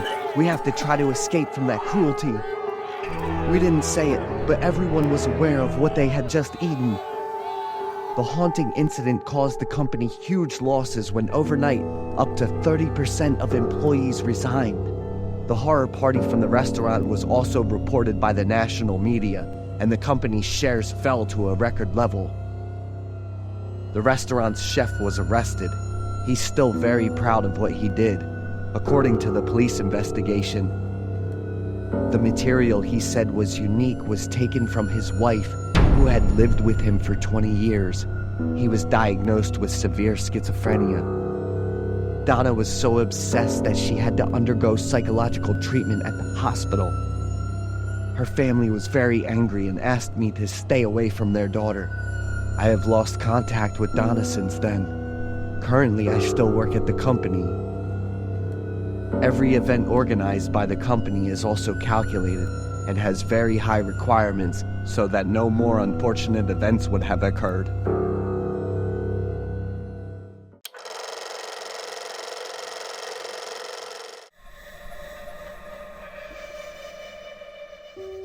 I am Roger, 39 years old. I've been working as a delivery driver for UPS for 8 years now. The job is quite demanding, requiring me to be physically fit and flexible with my time. But in return, I have a decent income to support my family. One evening, I received an urgent overtime request from management. It was already past 10 p.m., so I quickly changed into my uniform and left home without saying a word to my wife. I arrived at the company at 10:30 p.m. where the manager hurriedly called me over. He was Peter, a kind and cheerful manager, 4 years older than me. Peter handed me a delivery order sheet. Peter was wearing a mask, coughing continuously, and his behavior was quite strange. He said that this delivery was directly assigned by him because it was urgent and very important. However, Peter was running a high fever, so he trusted me to take over this delivery. Before I could read the delivery address, the quantity of goods, or the delivery time, Peter said he had already checked everything for me. I quickly drove to the delivery address without much time to spare. I followed Peter's instructions, eager to get on the road. I would double-check the address while driving. Glancing at the delivery address, I was a bit surprised. It was in Boston, Massachusetts, about 200 kilometers northeast of my current location. The items were cosmetics and dietary supplements. The customer requested delivery within 3 hours. I wondered how important it could be to require delivery at such a late hour. I encouraged myself to try to complete the delivery early and go home to rest. Looking at the clock in the car, it was almost 1 a.m., and I was starting to feel sleepy. I usually have coffee prepared in the car, but that night, it was all gone without me noticing. With no rest stops in sight, I turned up the rock music, hoping it would keep me alert. The loud music didn't make me any more awake, but at least it kept me from getting drowsier. I slowed down a bit to ensure safety. Suddenly, I heard someone, though I couldn't tell if they were whispering, moaning, or crying. It must have been background noise from the song I was listening to, as it spoke of the heartache of a lovelorn boy. I brushed it off and continued driving, searching for a rest stop. After a stretch of Henry Road, I finally came across a rest area. Just as I turned off the music, I heard the sound of dripping water. I startled, thinking about the possibility of the cosmetics encountering an issue. I quickly got out of the car to check the cargo. Luckily, everything seemed fine, probably just my sleepiness getting to me. But these bottles of cosmetics had a strong chemical smell. I went into the convenience store next to the rest area, bought a pastry and a hot coffee. Now I was truly awake. With 80 kilometers left to go, I was confident I could deliver this shipment on time. But then I got lost on a rough dirt road with large rocks, causing the car to shake violently. I heard the glass bottles under the trunk clinking against each other, making my heart skip a beat. I'd have to pay a hefty sum if I damaged the customer's goods. The road was too dark. The car hit a large rock and jolted. The sound of breaking glass echoed. On reflex, I hit the brakes, turning back to the trunk with a look of horror on my face. But what I saw next terrified me even more. I saw Peter, my manager, with a pale face, his eyes dripping with blood. I slammed on the brakes as hard as I could, trying to widen my eyes to see clearly, but Peter was gone. The feeling of seeing a ghost doesn't compare to seeing someone you know, but they're in a horrifying state. It took me a few minutes for my stiff body to move again, but my heart was still pounding so hard I could hardly breathe. I panicked, my limbs unsure of what to do to keep driving. I kept pressing the accelerator, the car speeding faster, making me even more frantic. I reached out, pressing every button, the horn, the turn signals, the headlights. But my foot remained firmly on the accelerator. Ahead was a large tree. I was still accelerating, the car reaching speeds of up to 80 kilometers an hour. Luckily, I managed to hit the brakes in time. The car screeched to a halt, the entire force thrusting forward, the cargo compartment echoing with the sound of tearing bags and a series of crashes. I knew I had just caused something horrifying. Gripping the steering wheel tightly, I breathed heavily, trying to regain my composure, the strong smell of bleach wafting up from the cargo. I stepped out of the car almost holding my breath, slowly opening the cargo door and shining my flashlight. A mixture of bleach and the metallic smell of blood spilled out from the inside. As I shone the flashlight inside, a man in uniform similar to mine lay amidst numerous bottles and jars, his body covered in blood. As I slowly illuminated the area, I saw blood flowing from his chest, 3 wounds resembling gunshot wounds in the center of his chest. And the most horrifying thing was, he was my manager, Peter. My entire body went limp. I lost the ability to control myself. Even my brain seemed to stop functioning for a few minutes. I don't remember how I managed to return to the driver's seat. It was only after I finished calling the police that I noticed my phone screen was covered in blood and dirt. My hands were scratched, with some fingers even torn with nails. Only then did I feel the pain. When the police arrived, I couldn't remain conscious enough to answer any more of their questions. The horrifying events didn't stop there. My company office was reported to have caught fire that very night. The police suspect that the person I encountered that evening was one of my colleagues at the company pretending to be a manager. He took advantage of my trust, deceived me into taking the body far away, then set fire to destroy all evidence and fled. The police are still searching for the whereabouts of that cold-blooded murderer. I requested a 2-week leave to stabilize my mental state, and afterward, I was promoted to manager by the company. It's been 13 years, but the image of Peter that dark night still haunts me. The killer still hasn't been caught. He could be lurking somewhere, observing my life.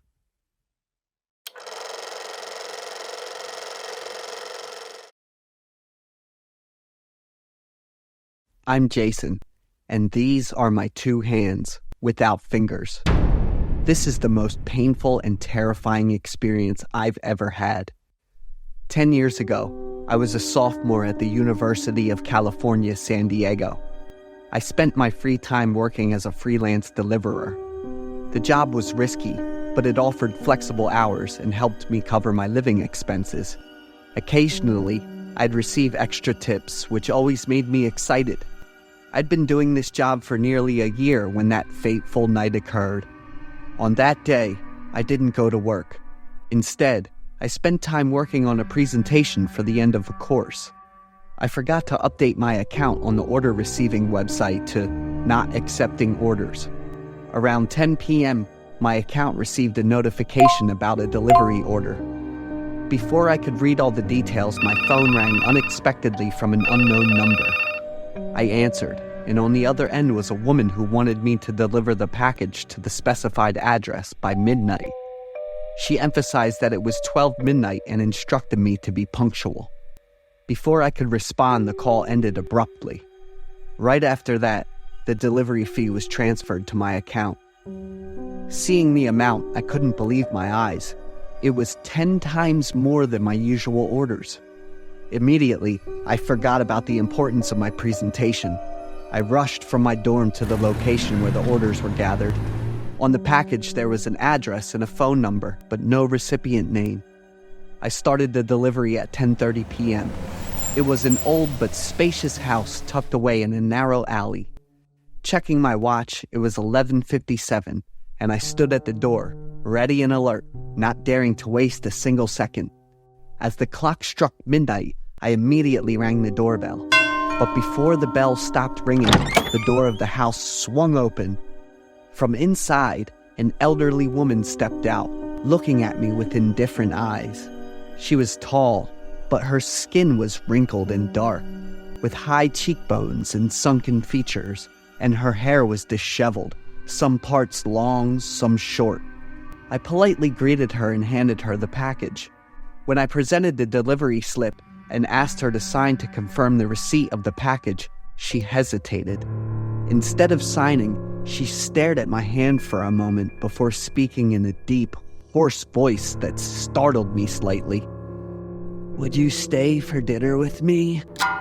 "I'm terribly sorry, ma'am, but Without letting me finish, she handed me $100, saying it was a tip. She promised to pay more if I agreed to have dinner with her and assured me it would only take 20 minutes. I agreed, feeling a bit crazy, but that's what I did at the time. I thought she might be very lonely and in need of companionship. Plus, it wouldn't take much time, and I could go home and continue preparing for tomorrow's presentation. Stepping into the house, everything was rather old but clean and orderly. She invited me to sit at the dining table, where food and utensils were already prepared for two. She went into the kitchen to get something. Wanting to break the silence, I asked her name. "Adela," came the short, indifferent reply. I tried asking a few more questions, but she didn't respond, so I fell silent. A moment later, she emerged, placing a pair of scissors and a gun on the table. I was both surprised and puzzled why dinner would require a gun. Adela placed the package on the table and used the scissors to open it. As soon as the last strip of tape was cut and the box was opened, I felt a horrifying regret for agreeing to dinner with her. The package I had delivered turned out to contain human fingers. Adela poured the blood-stained fingers onto her plate and mine. A chill ran down my spine. My skin crawled and my mind reeled in shock. I was too stunned to speak. Adela gripped the gun tightly and began devouring the fingers voraciously. She looked at me and ordered me to eat.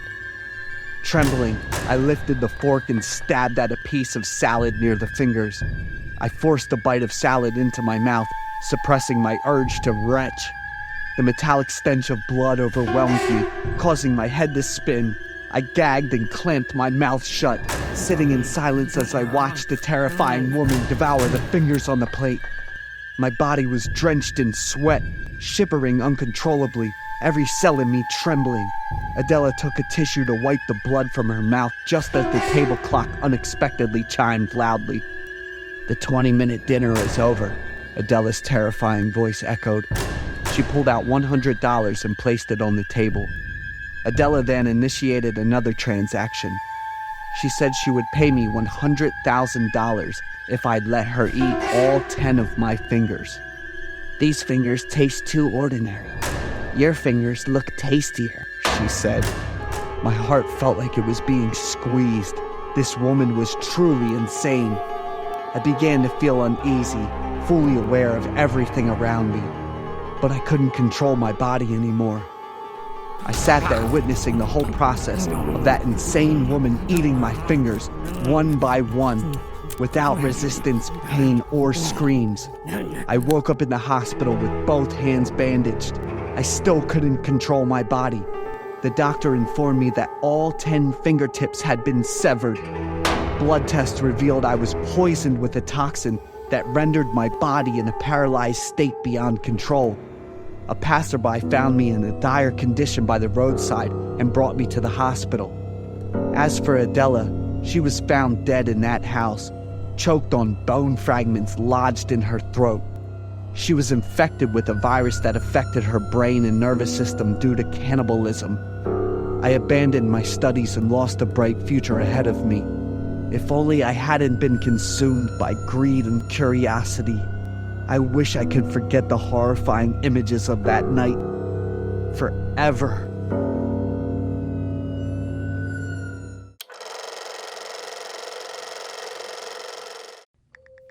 I'm Erica, 18 years old, living in Ohio with my parents and a younger brother. I am really glued to my phone. I can spend hours, even whole days browsing the web. 2 or 3 a.m. is usually when I go to bed every day. And the posture will always be me holding the phone and dozing off. I feel like there's too little time to use my phone during the day. Whenever possible, the only thing I do is sit or lie down and hold my phone. I rarely share my thoughts and difficulties with my parents. Sharing it via text with friends or strangers on social media is easier for me. One day, after having dinner with my parents, I went to my room to do some things and grabbed my phone. I had no one to talk to. I updated a status on my Instagram account.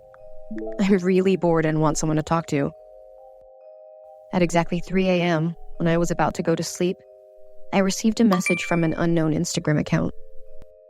"You're not sleeping, huh?" I was quite surprised, staring at the message for a few seconds. But thinking about the status I had updated, I thought someone else might be lonely like me. The typing indicator appeared. A few seconds later, another message made me shiver. "Do you know? Demons appear at 3 a.m., accompanied by a red demon face." I felt uncomfortable and immediately blocked that account, wondering who the crazy person was. I continued browsing the web. About 5 minutes later, a message was sent from another strange account. "I will devour you if you dare to do that again." My heart started beating faster. "Don't be scared. I'm just kidding. I'll always be by your side. I'm seeing you very clearly. I can smell your perfume. I really like it." I jumped up reading those creepy messages. Observing around the room, I looked closely at every object, every nook and cranny. I felt scared of the very familiar things I use daily. The sound of a message being sent startled me. "Are you curious to know who I am?" Immediately after, a grotesque picture was sent, and I was so frightened that I dropped the phone on the bed. It took a few seconds to calm down. I went online to search for information about the picture. The Wendigo, a malevolent spirit in Algonquian culture. It's often described as a tall, skinny creature with long, sharp claws. The Wendigo is said to have the ability to transform into a human and eat people. I read every word, and goosebumps covered my body. "Something super surprising is going to happen to you. Wait and see." My heart felt like it was being squeezed, beating twice as fast. I looked around. I didn't know what it was, but I knew it wasn't good at all.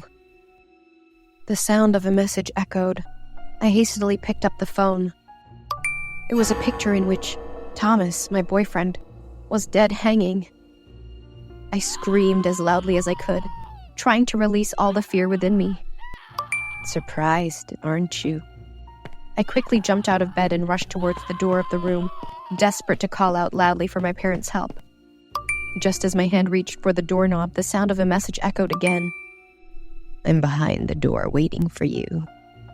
Open the door. Let me taste your blood." My legs went weak, and I collapsed to the floor. I tried to breathe steadily to calm myself down. I dialed my mother's phone, but it couldn't connect. I called my dad, my younger brother, my best friend, but all in vain. I was so scared that I felt like crying. I was trapped in my own room with a flesh-eating demon. The unbelievable and absurd was happening to me. "Don't cry. I'm right next to you." The sound of the message echoed again, and I trembled as I held the phone. Another photo was sent. It was my parents' bedroom, with them lying on the bed asleep. But the figure holding the camera that captured them was eerie, tall and gaunt. Next was a photo of my little brother sleeping. The photographer was so close, yet faceless.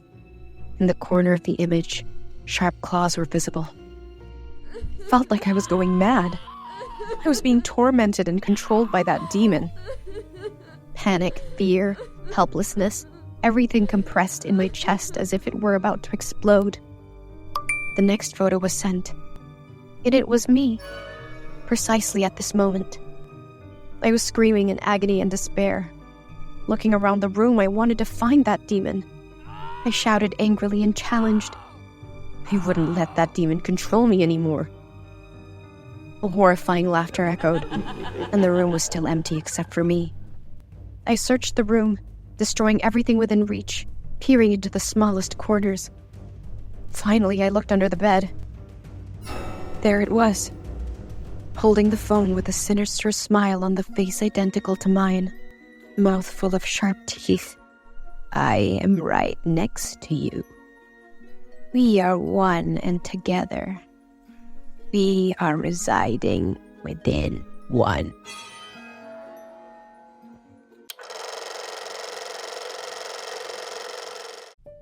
I'm Natalie, living in Queens, New York. I've been orphaned since childhood, living with my grandmother and aunt. They're the only family I've known. Since elementary school, I've been close friends with Laura, who lives just a block away from me. Laura has a similar background to mine. Her father abandoned her and her mother when Laura was 4. By the time she was 10, her mother left Laura with her grandparents and remarried. Laura and I grew up together, considering each other as sisters. I have a strong personality, while Laura is very feminine. Both of us lacking affection. We deeply cherish and support each other. When we went to college, Laura and I decided to attend the same university. By sophomore year, Laura met a guy named Kane. Kane is 2 years older than us, with a somewhat eccentric appearance. He's tall and very skinny. His pale and white skin made him look frail and delicate. His brown hair always hung long and somewhat disheveled. Kane had multiple piercings on his ears, nose, lips, chin, and eyebrows. Living alone, he never mentioned or met any of his relatives. Kane and Laura quickly fell in love after just 1 month of knowing each other. When Laura told me she had accepted Kane's confession of love, I was genuinely surprised and somewhat disappointed. I didn't like Kane. For some reason, I just didn't feel fond of him. Many times, I caught his eerie and intimidating gaze towards Laura, but I had no right to interfere in her personal life. Laura's grandmother also advised her several times to be careful and vigilant with Kane. After 3 months of dating, Laura and Kane announced their engagement, shocking everyone. Laura was so deeply in love with Kane that she brushed off the warnings.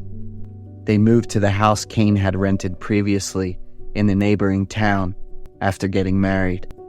Laura missed out on her studies, choosing to stay home and do household chores. At first, she would often come back to visit. We went out together, and Laura would talk about married life with Kane with an extremely happy face. Seeing Laura happy, I gradually started to trust her decision. But Laura's visits gradually became less frequent. Her messages and calls to me also decreased. Even when I sent her messages for days, Laura would only reply briefly. The happy photos Laura shared with her husband on her personal account slowly turned into posts filled with hidden emotions.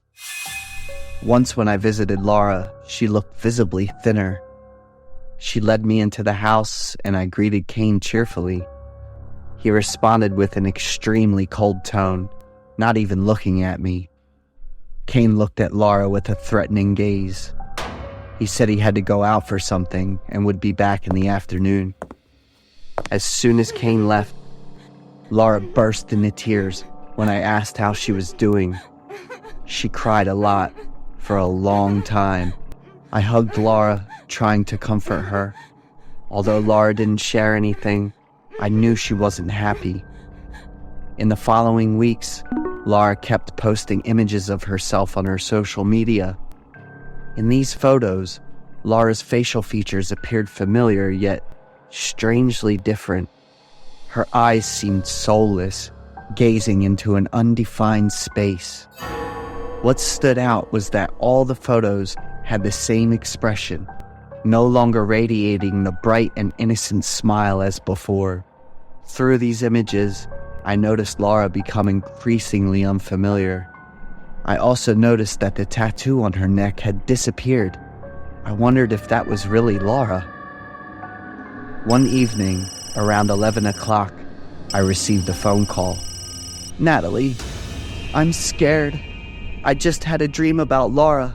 She said she was having trouble breathing. Her face was distorted, limbs broken. I couldn't reach Laura anymore." Laura's grandmother cried and begged me to find Laura. I immediately tried to contact her, but also couldn't reach her.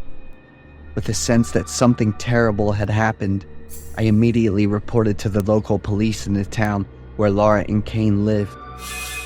When the police arrived at the house, both Laura and Kane were missing. The house was empty, devoid of any belongings. In the bedroom, they found a sex doll sitting on the bed. It looked exactly like Laura. The doll was still very new and appeared to have been cleaned before being left behind. The house was clean too, with no signs or personal belongings left behind. Through the street security cameras, the police couldn't find any trace of Laura and Kane for the past 10 days. They had vanished. Upon closer inspection of the images Laura had posted before disappearing, it wasn't Laura, but the doll that had been found. Where had they gone? The doll was sent back to Laura's grandmother by the police. She cried a lot. The doll seemed to remind her even more of Laura. Nearly a year passed, but news about Laura and Kane remained a mystery. I often visited Laura's grandmother. She cherished the doll and placed it in Laura's former bedroom, as if Laura still existed in this house. Looking at the doll, I truly wondered, what was its purpose? Why did everything in Laura's house disappear except for it? Suddenly, I noticed a part of the doll's arm seemed to be sticking out. There was something sharp inside, about to puncture the outer layer of the doll's skin. Laura's grandmother and I decided to cut open the doll's arm to see what was inside. As the knife sliced through, the doll's arm split open along a long seam. From within, a decaying human hand emerged along with the slimy silicone material. The smell of plastic and decay filled the air heavily. Laura's grandmother was in shock, clutching her chest and screaming before collapsing. I led her out of the living room and locked Laura's room, then called the police. After examination, the police determined that the body inside the sex doll was Laura's. The cause of Laura's death could not be determined. No words can describe the panic of Laura's grandmother at that moment. For the past 8 years, Kane has been on the run, with warrants issued throughout the United States and some neighboring countries. But they have never found any leads. Even his personal information is not on the national magazine. I always remember Laura, my sweet and warm-hearted girl.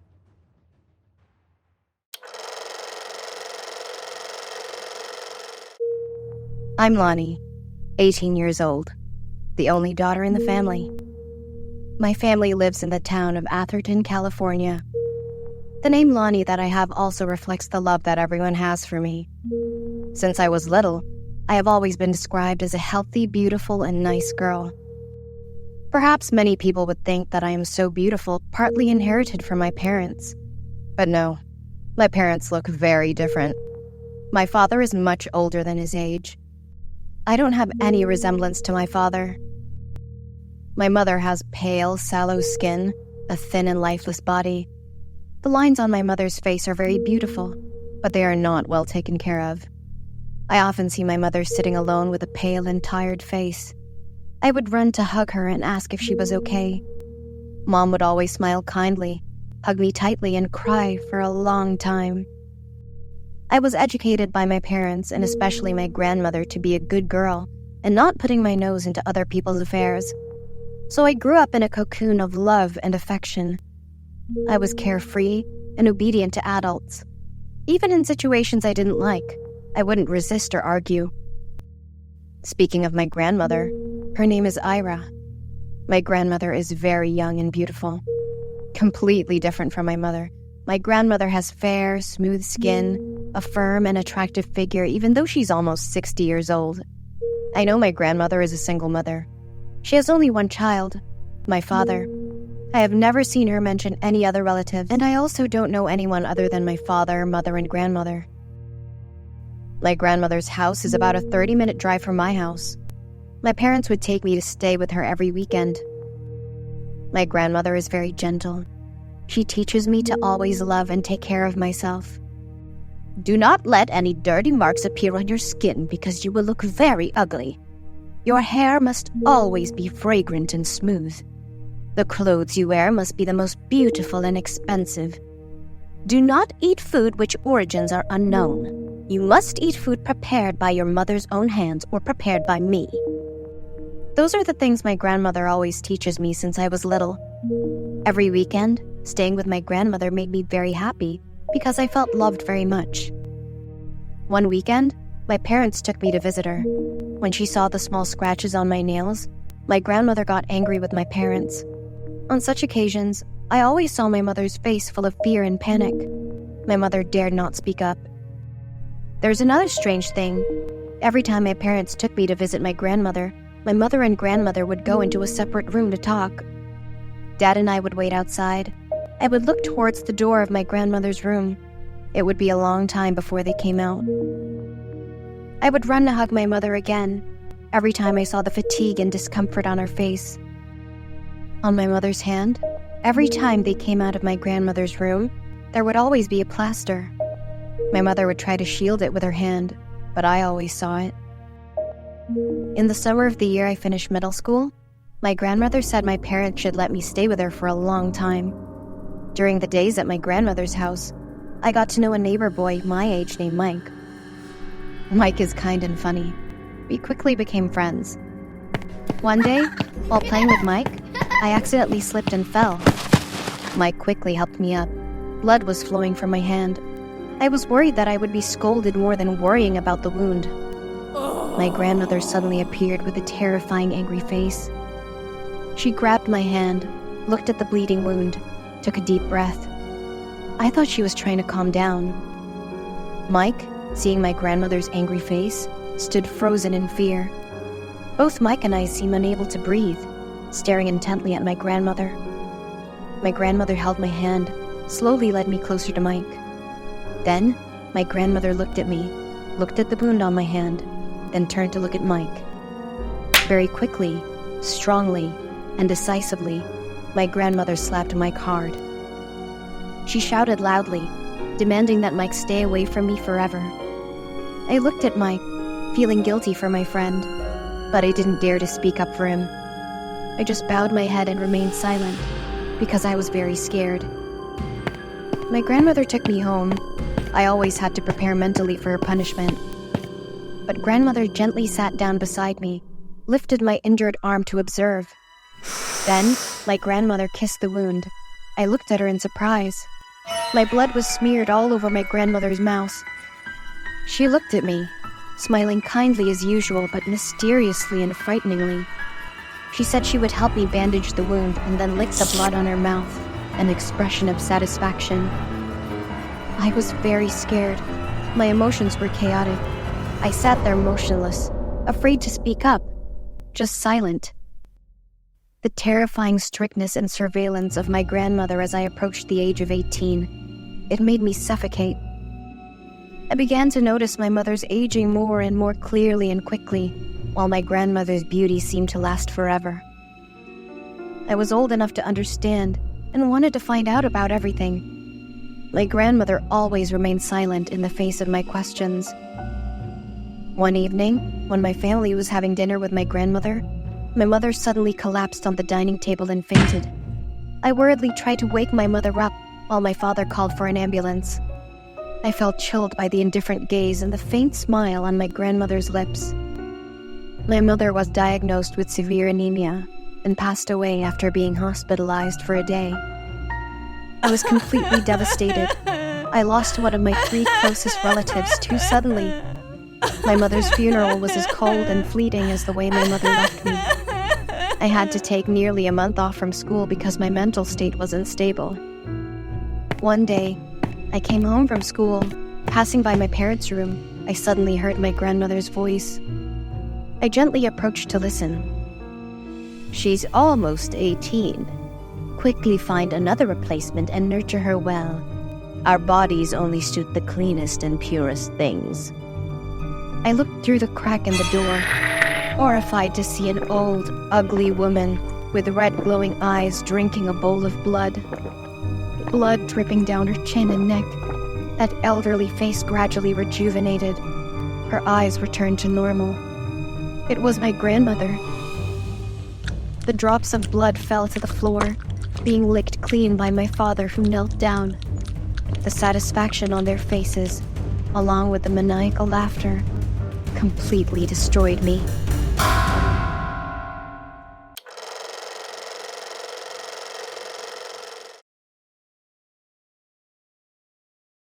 I am Joseph, 27 years old, currently working in real estate. My girlfriend Sarah and I have been together for 8 years.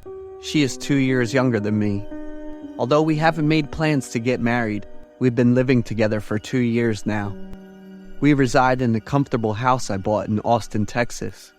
Sarah is amazing. She's beautiful and understanding. We share everything and do everything together. I often take her to gatherings with friends and business partners. People often tell me how lucky I am to have Sarah. I have a close friend named Charles, and Sarah has a close friend named Selena. Charles has been hitting on Selena, and he asked Sarah and me for help in winning her over. It would be great if they became a couple. We've been happy together until one day. That day, I had an important meeting with clients, so I told Sarah I would be home late. Around 6 p.m., Sarah texted me that she had already arrived home. Feeling reassured, I continued my work, planning to surprise Sarah with a bouquet of sunflowers when I got home. Sunflowers are her favorite flowers. But things didn't go as planned. I ended up coming home 3 hours later than expected. I hurriedly called Sarah right after finishing my work, but she didn't answer. When I arrived home, it was nearly midnight and the lights were still on. I thought Sarah was waiting for me. Entering the house with the bouquet and a cheerful smile, I called out to her, but there was no response. I hung up my coat and put down my laptop, holding the bouquet, and rushed to the kitchen. She wasn't there, although the dining table was set and the food had gone cold. I found it odd. Perhaps Sarah was upset that I was late. I ran upstairs to the bedroom, but it was dark inside. I turned on the light, but Sarah wasn't there. She wasn't in the bathroom or the study either. I started to feel worried. Sarah never gets upset for no reason, and she wouldn't leave me without saying anything to me. Searching throughout the house again, I urgently called Sarah's phone. The ringing echoed somewhere. I chuckled, thinking Sarah was just playing a prank on me. Following the sound of the ringing phone, I once again felt disappointed and more worried. Sarah's phone was lying in the kitchen sink. I unlocked her phone, and the screen displayed our ongoing conversation. Her message asking me when I would be home hadn't been sent. I began to panic. Sarah had never behaved like this before. I called Sarah's parents and her best friend Selena. They all said Sarah hadn't been to their places and hadn't been in touch. I searched the house again, praying that this was just one of Sarah's jokes. I felt utterly helpless and panicked. I called the police to report Sarah missing. They told me to calm down. She might have gone somewhere and forgotten to take her phone. They asked me to wait until the next morning. I was extremely anxious and I couldn't sleep that night, pacing back and forth in the living room, hoping to see Sarah's silhouette. Sarah didn't return, and the police began their investigation. The last surveillance camera footage showed her walking home, carrying a bag. She hadn't left the house since then. There were no signs of forced entry into the house. Nothing valuable was taken. Could Sarah have disappeared? With no leads, the police investigation began to stall. I felt like I was going crazy, not being able to find Sarah or understand why she disappeared. A week later, I received the devastating news that Charles, my best friend, was also missing. Coincidentally, Sarah and Charles went missing on this same day. I was plunged into despair. My intuition about this wasn't good at all. Nearly a month after Sarah and Charles went missing, my health and work deteriorated significantly. Several times I met Selena, but she didn't seem concerned about Sarah and Charles. Selena had a new boyfriend. Stupid. That girl and Charles disappeared at the same time, and you didn't notice anything unusual? I regret trusting these two. They're probably having a good time somewhere. Selena's words shocked me. My intuition always being vigilant, I searched the house again. Standing in front of the door leading to the basement, my heart raced and I struggled to breathe. I pushed open the door and stepped inside. A strong smell of death hit my nostrils. In the corner of the basement was Sarah, wearing the dress I had given her. But she didn't look like my beautiful Sarah anymore. Next to her on the floor lay Charles. I recognized his familiar figure. He lay there, arms reaching towards the door. Panic and agony overwhelmed me. I couldn't remember how long I stood there trying to compose myself and call the police. After the autopsies, the police revealed Sarah's cause of death was suffocation due to strangulation, along with signs of assault. Charles was determined to have died after Sarah, with multiple stab wounds to his abdomen and chest. At the crime scene next to Sarah and Charles' bodies, the police found a kitchen knife. There were Sarah's fingerprints on the handle and Charles's on the blade. That knife was one of the set in my kitchen. What horrifying event had occurred to them? Now I understood why Charles always tried to meet Sarah. Was there really a relationship between Sarah and Charles that I didn't know about? Selena's words contained some secret. Losing Sarah was truly painful and horrifying to me.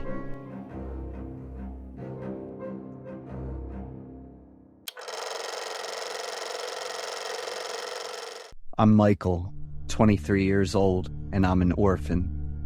5 years ago, I had a life that many people admired. My dad owned a real estate company, so our family was pretty well off. My mom didn't work a regular job, but she helped my dad a lot with running the company. I was an only child, so I got all their attention. Life was easy from childhood. For 18 years, I never had to worry about a thing. I never really thought about what life would be like without my parents' protection. The year I graduated from high school, I went through the first event that completely changed my life. My dad's company got caught for tax evasion. Not only did he have to pay back the evaded taxes, but my dad also had to cover the interest on that amount. Because of the huge amount of money involved, my dad was prosecuted and ended up getting a 15-year prison sentence. All of our family's assets were frozen. My mom had a serious mental breakdown. On the day of the trial, seeing my dad get sentenced and taken away, my mom cried so much she fainted. 3 months after my dad went to prison, my mom couldn't handle the shock and chose to end her life. I can't even put into words how I felt during that time. At the same time, I lost everything. I blamed my mom for choosing such a negative way out. I wondered why she left me alone when I needed her more than ever. I have to give myself some credit, because at that time, I stayed strong, alert, and optimistic. I worked on building a positive mindset, finished high school, and continued with my university program. At first, I still visited my dad regularly, and each visit took me an hour on the bus. But my dad seemed unhappy to see me, and eventually, he stopped wanting to meet. By my second year of college, I stopped visiting my dad. I graduated from college on time and got an office job with an average salary. I met two friends, Manny and Oliver, and we became an inseparable trio. One day, my dad's old lawyer got in touch with me and told me about a wooden house in the woods that used to belong to my father. "It will now be yours." I didn't react and didn't have any special feelings about what he said. I thought how great it would be if it were a villa in a nice neighborhood or a luxury apartment. During last year's Christmas holiday, I invited my two friends to the wooden house in the woods for a few days of fun. We drove there in 2 cars, bringing food and personal items. Finding the house wasn't difficult. It was quite spacious, and I started to like it more. The inside of the house was modern and very clean, not at all like it had been empty for years. We didn't think much of it. We just unpacked our things and started the party right away. As we drank the wine and beer, we sang and danced, letting the alcohol take over. Suddenly, Manny stood up and shouted, "There's someone! They're standing upstairs, looking down." We looked around but didn't see anything unusual, so we just laughed it off, thinking he was just drunk and dizzy. We sang and drank some more until we passed out. I woke up with a pounding headache and my head spinning, and my throat was really dry. I grabbed a bottle of water from the floor and tilted my head back to drink. Suddenly, I heard a rustling sound coming from the kitchen. When I turned around, I saw that my snack was moving by itself. After I screamed, it fell to the floor and stopped moving. My two friends woke up, and Manny quickly found the light switch and turned it on. They asked me what happened. I ran over to pick up the snack, looked at it, and then sighed in relief, saying, "I think this house must have a lot of rats." At night, while Oliver went to take a shower, Manny, Oliver, and I stayed behind to clean up a bit. About 20 minutes later, Oliver ran back, looking flustered and a bit angry. He said, "Are you guys playing tricks again? You know I'm really scared of ghosts." We looked at each other in confusion and said we hadn't left the living room since he left. "Who was knocking on the door while I was taking a shower?" Oliver's words made the atmosphere tense. I told him more clearly about what I saw with the snack. Manny and I burst out laughing. "Come on, cowards. Your breath still reeks of alcohol. Do you really think you're sober in this situation?" Manny's words made Oliver and me feel more relieved. We put the food back in the living room, tried turning on the old TV, and surprisingly, it still worked. We drank and slept there until dawn. Just like that, we were drunk for 3 days straight. A few more times I saw a dark shadow. Oliver heard crying, and some furniture and food in the house disappeared for unknown reasons. But we didn't suspect anything because we were always in a half-awake, half-asleep state. By the 4th day, the food was gone, so we decided to walk to the nearby town to buy some more. We left the house at 9 a.m., and when we got back to the forest, we could smell something burning from a distance. Feeling like something was wrong, the 3 of us rushed toward the house without saying a word to each other. The wooden house slowly came into view, but was 80% burned. Luckily, the fire hadn't spread to the forest or the 2 nearby cars.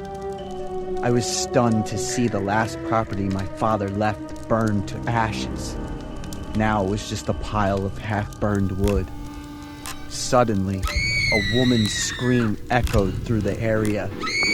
She rushed towards me with an angry look, like she wanted to tear me apart. My 2 friends quickly stepped in and stopped her. The woman ran into the fire, which hadn't been fully extinguished, and used her bare hands to flip each piece of wood that was still glowing. It took us a few seconds to react. Oliver quickly called the police, while Manny and I tried to get the woman out of the fire. After a while of searching, the woman stopped when she found something on the ground. She just stood there staring and then let out a scream of frustration. Underneath the charred wood, a burnt corpse was found. The woman was crying and mumbling, and it seemed like she couldn't speak properly. We couldn't say a word as we watched the woman hold the body in her arms, even though her hands were blistered from severe burns. The police showed up after 20 minutes, bringing along a 6-year-old boy. The boy called the woman Mom, and she was both surprised and overjoyed. She ran over to hug him and cried loudly. This morning, the boy ran into town with us, and the police found him. It was confirmed that the woman was the boy's biological mother, but she couldn't speak. The burned body was identified as a monkey. She used gestures to show the police what had happened. She and her son had lived in the house for 3 years. She was my dad's lover. She also received a large sum of money from my father to raise her child. Another truth came to light, and now I understand why my mother was so miserable.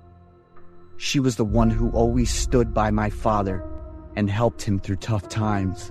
But in the end, all she got was betrayal.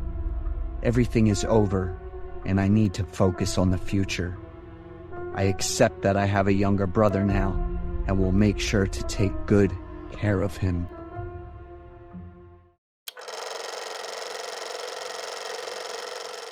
The Crying Doll on the Double-Decker Bus. I'm Francis, 28. I have a girlfriend who's 26. We live and work in Houston, and we've been together for almost 3 years. After wrapping up a big project that took 6 months, I planned a 7-day vacation for my girlfriend. I picked Chicago as our destination, since it's where my girlfriend was born and grew up until she was 10. She remembers a lot from when she was little, and shares those memories with me often. Chicago is a beautiful city, and definitely worth experiencing. I booked a flight and a hotel, and we meant to spend a really meaningful and happy week together. No words can depict her happiness and excitement. She told me about how Chicago has changed compared to 16 years ago. It was really meaningful and interesting for her to recall her childhood while experiencing the city again. On the evening of our 4th day in Chicago, we decided to take a double-decker bus tour to see the city after dinner. Chicago at night was absolutely amazing, and the weather that day was perfect. The bus was pretty empty that day. We sat in the back row. A girl was in the middle row, and another couple sat up in front. I liked how sparse it was. It made everything feel more private. I gave my girlfriend a necklace with the first letters of our names engraved on it. We shared a quick kiss and laughed together. I jumped when something really hot touched my foot. I looked down and saw a baby bottle. I figured it must have belonged to the girl sitting in the middle row. I walked up to the girl and said, "You dropped the baby's bottle." The girl was startled, turned around, took the bottle from me, and said thank you. I really love kids and have told my girlfriend many times that I'm ready to become a father. I sat in the empty chair opposite the mother and daughter to watch the baby for a bit. I asked, "Is that a boy?" because I noticed the blue clothes and the thin blanket. The girl smiled and replied, "Yes, his name is Jonathan." But when she pulled down the thin blanket, I was startled to see that it was a doll. My smile instantly turned awkward. "Do you think my son is cute?" I nodded and quickly went back to my seat. My girlfriend asked me curiously what happened. "I think that girl lost her mind." I told her what I saw, and at first, She thought maybe I just saw it wrong because it was dark. I wasn't sure either, since I was confused and didn't get a good look at the baby in the girl's arms. We decided to just ignore it and continued enjoying the city.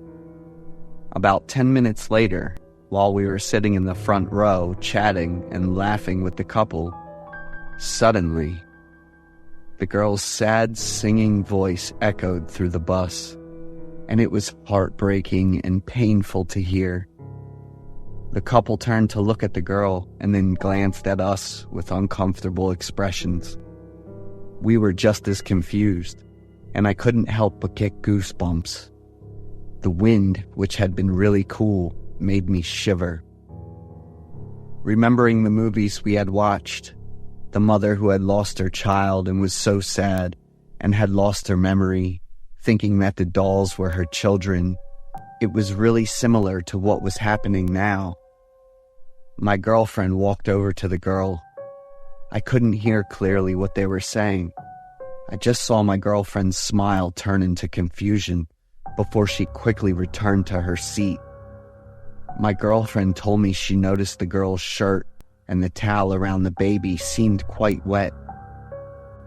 The girl must have just given birth recently, and the wet shirt and towel were from milk flowing out. But she was holding a doll, not a real child. We looked at each other with concern. My girlfriend suggested we get off at the next stop and end the bus tour there. I agreed. From that moment on, we all kept an eye on the girl, and so did the other couple. Suddenly, the girl stood up, walked to the center of the seats, and shouted, "This is my son Jonathan. I just bought him this afternoon." As she spoke, she smiled, but it looked more like the smile of a lunatic than the happy smile of a mother.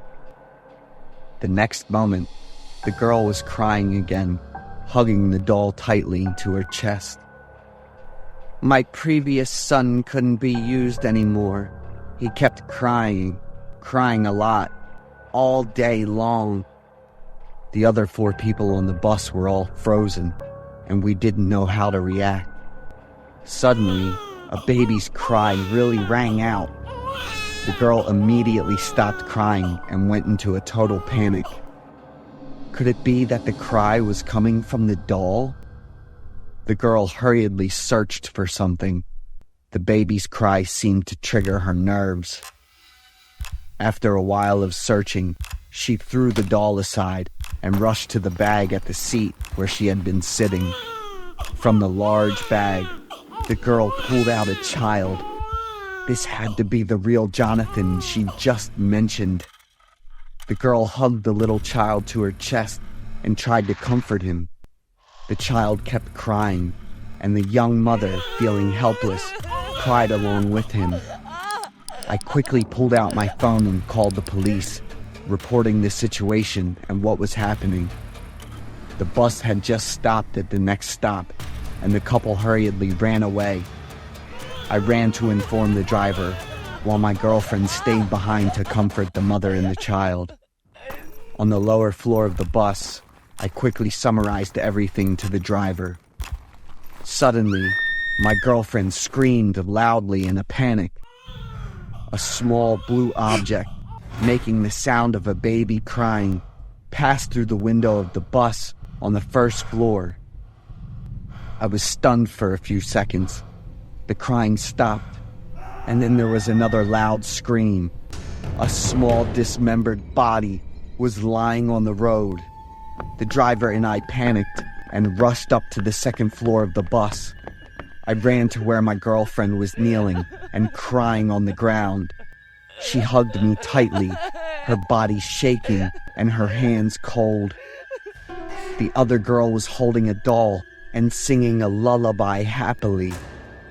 The police arrived, sealed off the scene, immediately helped take the girl to a treatment facility, and asked everyone involved to go to the station to cooperate with the investigation. It took a while for my girlfriend to calm down and describe the horrific and heartbreaking scene. That girl was Louisa. a mother who had just had a baby boy a little over 3 months ago. Louisa was suffering from postpartum depression and psychosis because she wasn't getting the care she needed. Her husband had been having an affair since Louisa was 6 months pregnant. Louisa had been mentally tortured by her husband and his lover for a long time. How much endurance, despair, and fatigue would it take for someone to act like that towards their own child? Louisa's husband and his lover need to be held accountable and face appropriate punishment. Louisa is getting treatment, but I can't imagine how painful it will be for her when she finally realizes what happened. I'm sure Louisa isn't the only one going through this. There are a lot of young mothers out there under pressure, having to care for their children all on their own. Children and women always need to be cared for, supported, and protected in all circumstances.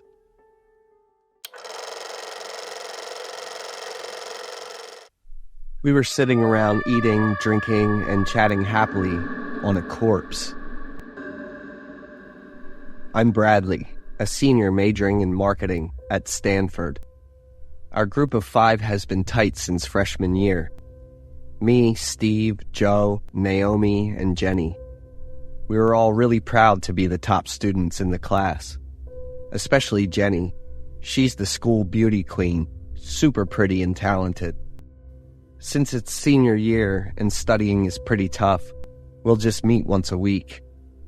The meeting place will rotate at each person's home or apartment. 6 months ago, on a Sunday evening, that was our group's get-together before we started the stressful exam review period.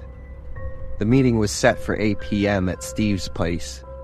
Steve's family was pretty well off, so he lives in a spacious house that his parents gave him for his 18th birthday. Everyone showed up on time, except Jenny. In the afternoon, he mentioned he'd be picking up some beer and told us not to be late. After 20 minutes of waiting, Jenny still hadn't shown up. We set the food on the table in Steve's bedroom and started chatting.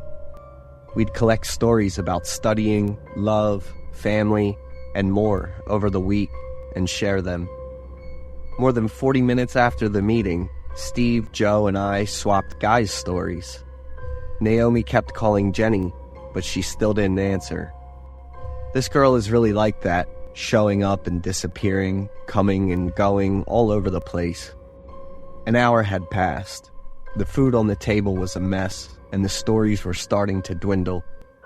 We had a few minutes of silence, each of us holding our phones. The power went out suddenly, so we grabbed our phones and turned on the flashlights. The room felt a bit eerie with the dim light. Everyone's faces looked half in shadow and half lit, and their expressions were pretty tense. Joe suddenly burst out laughing. Are you scared? There are 4 of us here. 5 people, Steve muttered, but it was loud enough for all of us to hear. I mean, Jenny hasn't come. Steve looked a bit embarrassed, and we all exchanged smiles. We all knew Steve had a crush on Jenny for ages, but he never had the guts to say anything. Joe came up with a new idea. Each person would share a ghost story. I agreed. The spooky atmosphere made the ghost stories way more interesting. First up was Naomi. She told a story about a young guy who delivered pizza.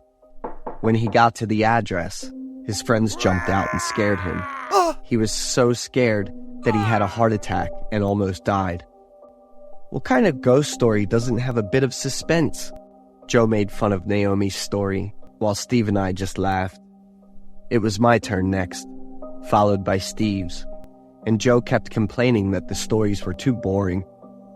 But when it was his turn, his face looked confused and scared. Joe changed the subject and started gossiping about Jenny. A friend told me that some rich guy confessed to Jenny this afternoon. It's not surprising that someone confessed to her. Naomi was still annoyed with Joe about what just happened and replied with a frustrated tone. But this guy's different. I heard he's gay. He just wanted to use Jenny as a cover-up. Joe's story was even more engaging and dramatic than the ghost stories we'd just heard. Steve looked pretty pensive. It was true. He really liked Jenny, so he wasn't thrilled to hear that story. Steve stood up and said he needed to use the bathroom and would grab a bag to collect the trash. I told Naomi to call Jenny again before we wrapped up the party, but it was still just a long ring. After a few minutes of silence, Joe came up with another trick. He asked Naomi and me to hide and scare Steve when he came back. And that's how the plan we all thought fun and perfect was born. We set Joe's phone to record Steve's reaction and hide. Steve's footsteps got louder and louder as he entered the room, and he looked around with a pretty panicked expression.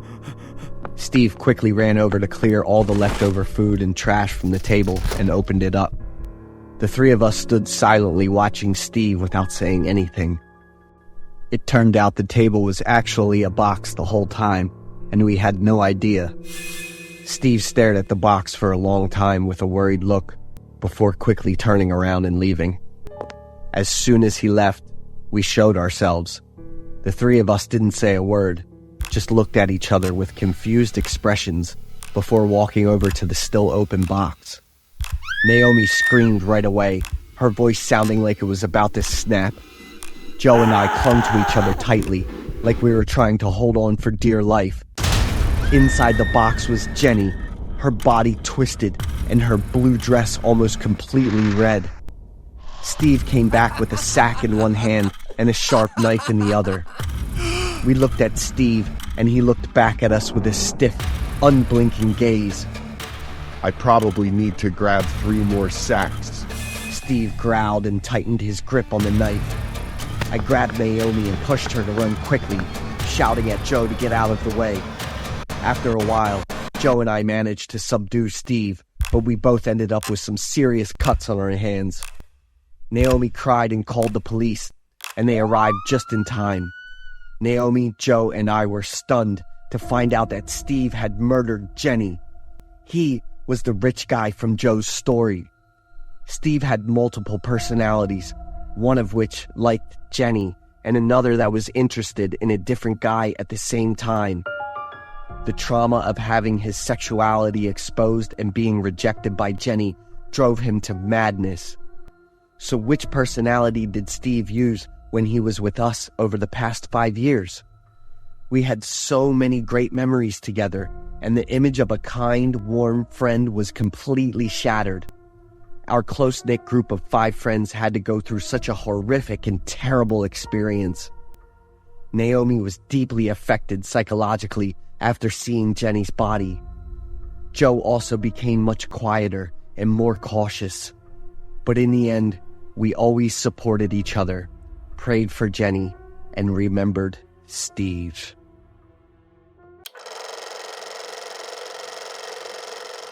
I work as an assistant for a company that provides women. My name is Kaylee. I'm 26 years old.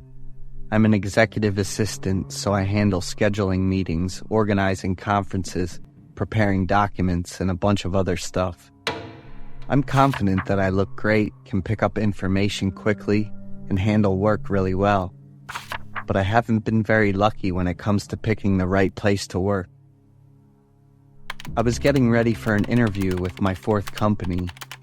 It was a pretty well-known securities company in the city. After 3 days of interviews, they let me know I'd got the job.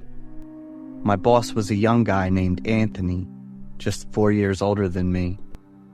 On my first day, I got into the swing of things pretty quickly, even though there were a lot of tasks to handle. But I managed it, and everything went smoothly. Anthony, the boss, was amiable and nice, too. He was the type who would chat and ask a bunch of questions whenever he had some free time. While I was going through the director's files, I accidentally came across the records of the former secretaries. They were all really beautiful, and some had impressive education. I felt like I only matched up to a few of their talents. But they probably didn't find the right fit in the work environment like I did in my previous jobs. One day, after wrapping up an important meeting at the company, Boss Anthony told me about a meeting with a partner that night. Mr. Otis was a longtime partner and a close friend of my boss. This meeting was going to be a bit different since I didn't need to set up a venue or a banquet table. It was going to be held at Mr. Otis's villa. Boss Anthony asked me to dress up nicely in a red dress and said my job would be to take notes on the important stuff during the meeting. The appointment was at 7 p.m., right after work, so I quickly swung by a fashion store and picked out a gorgeous dress. In the evening, I took a taxi to Mr. Otis's villa and waited there for Boss Anthony. At the scheduled time, Boss Anthony called to let me know he'd be a bit late because of an urgent issue. Anthony told me to go inside and meet Mr. Otis first. I didn't ask any questions, just tidied up a bit and then went to ring the bell. When the door opened, the inside of the villa was like a palace with so much gold, it totally dazzled me. An extremely elegant and handsome man came over to me. "Hi, I'm Otis. Nice to meet you." His voice was really charming too. I still had to stay as professional as possible, so I greeted him politely, and then Otis showed me inside. I was really impressed by this guy. He seemed perfect, from his looks to his career. I checked out the living room while Otis, being pretty far away in the kitchen, poured some wine. It looked like he didn't have a butler or a maid. Suddenly, I spotted a drop of red liquid on the floor. Scenes in horror movies immediately popped into my head. I noticed Otis was still in the kitchen, so I sat down, wiped my hand on the liquid, and sniffed it. It smelled fishy, so it was definitely blood. My thoughts were immediately interrupted when I saw a long line of blood running down my calf. I was on my period, so it was super embarrassing and silly. As soon as Otis came back, I quickly asked if I could use the restroom. Luckily, the red dress saved me this time. After dealing with the situation, I went back to the living room and had a really pleasant chat with Otis. I almost forgot what I was supposed to do in the meeting tonight. When I remembered my boss Anthony, I asked Otis if I could step out for a minute to make a phone call. After making nearly 10 calls without getting through, I started to worry, but had to head back inside. I was pretty surprised to see that Otis had set up a small banquet table. He invited me to sit down and start eating. I asked Otis what the meeting was about and let him know that I couldn't reach my boss Anthony. But Otis didn't seem surprised or worried at all. With Otis's knack for persuasion, I quickly forgot about work. Otis invited me to have some pricey Romanée Conti wine. Just as I was about to take a sip, I heard a girl scream loudly, and then the sound of a gun going off twice. I was shocked and confused, and Otis was too, but then he started to panic. The screams and curses aimed at Otis just kept going. The gunshots kept firing, and one by one, the pricey stuff in the living room was getting wrecked. From upstairs, a girl came down looking disheveled in a nightgown. She was covered in bruises, and some spots were scratched and infected. She held the gun tightly in her hand, pointed it right at me and Otis, and screamed, crying and in pain, "Let her and all of us go, you jerk!" I took a closer look at the girl and gasped in shock. "Julia! Wasn't she one of the secretaries who used to work at my company?" Julia looked at me with a hint of surprise. A tall guy in a black suit walked up behind Julia. It was like she sensed him coming. Julia spun around and aimed the gun straight at the guy in black, warning him to back off. For a moment, Julia had him under control. She frowned angrily, aimed the gun right at me and Otis, and then pulled the trigger. The sound of the gun was so loud, it felt like it was going to burst my eardrums. I screamed, grabbed my head, and dropped to the floor. I heard the sound of glass breaking and looked over at the Romanée Conti bottle. The white pills that hadn't completely dissolved yet mixed with the wine and scattered all over the dining room. I glanced at Otis in panic, and his expression was no longer calm and polite. Otis yelled and cursed at Julia while telling his guys to quickly arrest her. I quickly pulled out my phone to call the police, but the call wouldn't go through. Otis hit my hand hard, and my phone flew across the room. The gun in Julia's hand went off with loud bangs, and I screamed in panic. I opened my eyes and looked around. Otis and his guys were momentarily under Julia's control. I crawled over to the phone to call the police, but I wasn't sure if they'd hear me because the gunfire was so loud.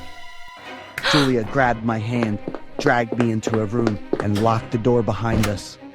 There were 3 other girls inside, and I quickly recognized them as Mia, Rose, and Gail. They were also the secretaries I'd seen in the file. What was even more shocking was that Gail was heavily pregnant, and she had a lot of wounds and scars on her body. The door was being pounded hard, and Otis's angry voice was shouting threats, his teeth clenched. We hugged each other tightly, shaking and crying. Finally, the police arrived, and the other girls and I were rescued. The 4 girls were rushed to the hospital right away because we were in pretty bad shape. I worked with the police to give my statement. The situation was finally sorted out. Anthony teamed up with Otis to help the company grow, as long as he got high-quality products in return. Gail, Mia, Julia, and Rose were brought to this villa one by one to be entertainment for Otis. I was luckier than they were since I was found and rescued in time. Otis was arrested and put in jail. Gail gave birth to a healthy baby boy at the hospital and named him Jason.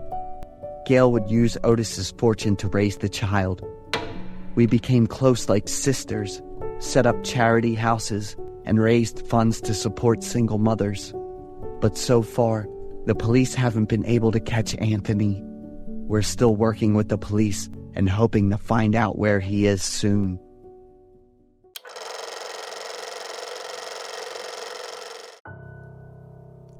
I'm Victor, 25 years old, living in Utah. I have a very close friend named Rose. We have known each other since college. After graduation, I settled and worked in Utah to be close to family, while Rose moved to Washington for work. Even though we were quite far apart, every year Rose and I would try to arrange our schedules to meet up or travel together. That year, we planned a 5-day vacation at Huntington Beach, California. Rose and I had sorted out our work schedules. Because we were far apart, we both took the initiative to travel from our respective locations and meet in California. On the first day of the vacation, I was luckier than Rose as my flight went smoothly. However, Rose's flight encountered some issues, and she called me to say she would be about 3 hours late. I was somewhat disappointed that things didn't go according to plan right on the first day. But there was nothing to be done about it, so I went to Starbucks at the airport to buy some coffee and pastries. After sitting in Starbucks for a while, I started to feel a bit suffocated. I decided to return to the airport lounge to wait for Rose since she would have an easier time finding me there. A while later, while looking at my phone, a man nearby caught my attention. He seemed to be struggling with his suitcase. It looked like he was asking a few people nearby to hold his suitcase for him, but no one was willing to help. He appeared quite flustered and anxious, constantly looking at his watch. I also glanced at the time on my phone, realizing Rose's flight wouldn't arrive for another hour. Thinking I had plenty of time, I decided to approach and help him. He was very grateful, continuously thanking me. He introduced himself as Egan. Egan said he would be back in 30 minutes and handed me a piece of paper with a phone number before hurriedly leaving. The paper was typed neatly, not handwritten. I didn't get a chance to ask Egan what he was up to, but I wasn't curious anyway. I continued waiting at the airport, this time waiting for both Egan and Rose. 30 minutes passed, but Egan hadn't returned yet, so I told myself I'd wait a little longer to see what happened. Lost in my phone, when I looked up again, Egan was already 20 minutes late. I called the phone number Egan had given me, but it said the number didn't exist. I double-checked the number I dialed, and it matched the one on the paper Egan left behind. I tried calling many times more, but the phone kept saying the number didn't exist. I started to panic, unsure if this Egan guy was just messing with me or had some other motive. All I had was this piece of paper with a phone number that I couldn't contact. All I could do was wait and hope that Egan would return soon because I had a long itinerary with Rose. 20 more minutes passed and Egan still hadn't shown up. At this point, I was extremely anxious. I searched the suitcase for any accurate contact information Egan might have left behind. As I sat down to inspect the suitcase, I noticed it was nearly soaked, with a faint pink liquid dripping onto the floor. It had a strong, familiar smell, like the cleaning solution I often used. The suitcase was quite old, and even its lock was broken. It seemed like the contents had shifted and leaked out. I was disappointed not to find any other personal information about Egan. Later, Rose arrived, and we were happy to see each other. Rose was excited to continue the planned vacation, but I needed to deal with the suitcase first. We decided to take it to the airport security personnel. As we started moving, I was surprised by how heavy the suitcase was. It estimated to be about 120 pounds. I asked Rose to pull her suitcase so that I could move Egan's suitcase more easily. Struggling to pull Egan's suitcase ahead, Rose followed behind.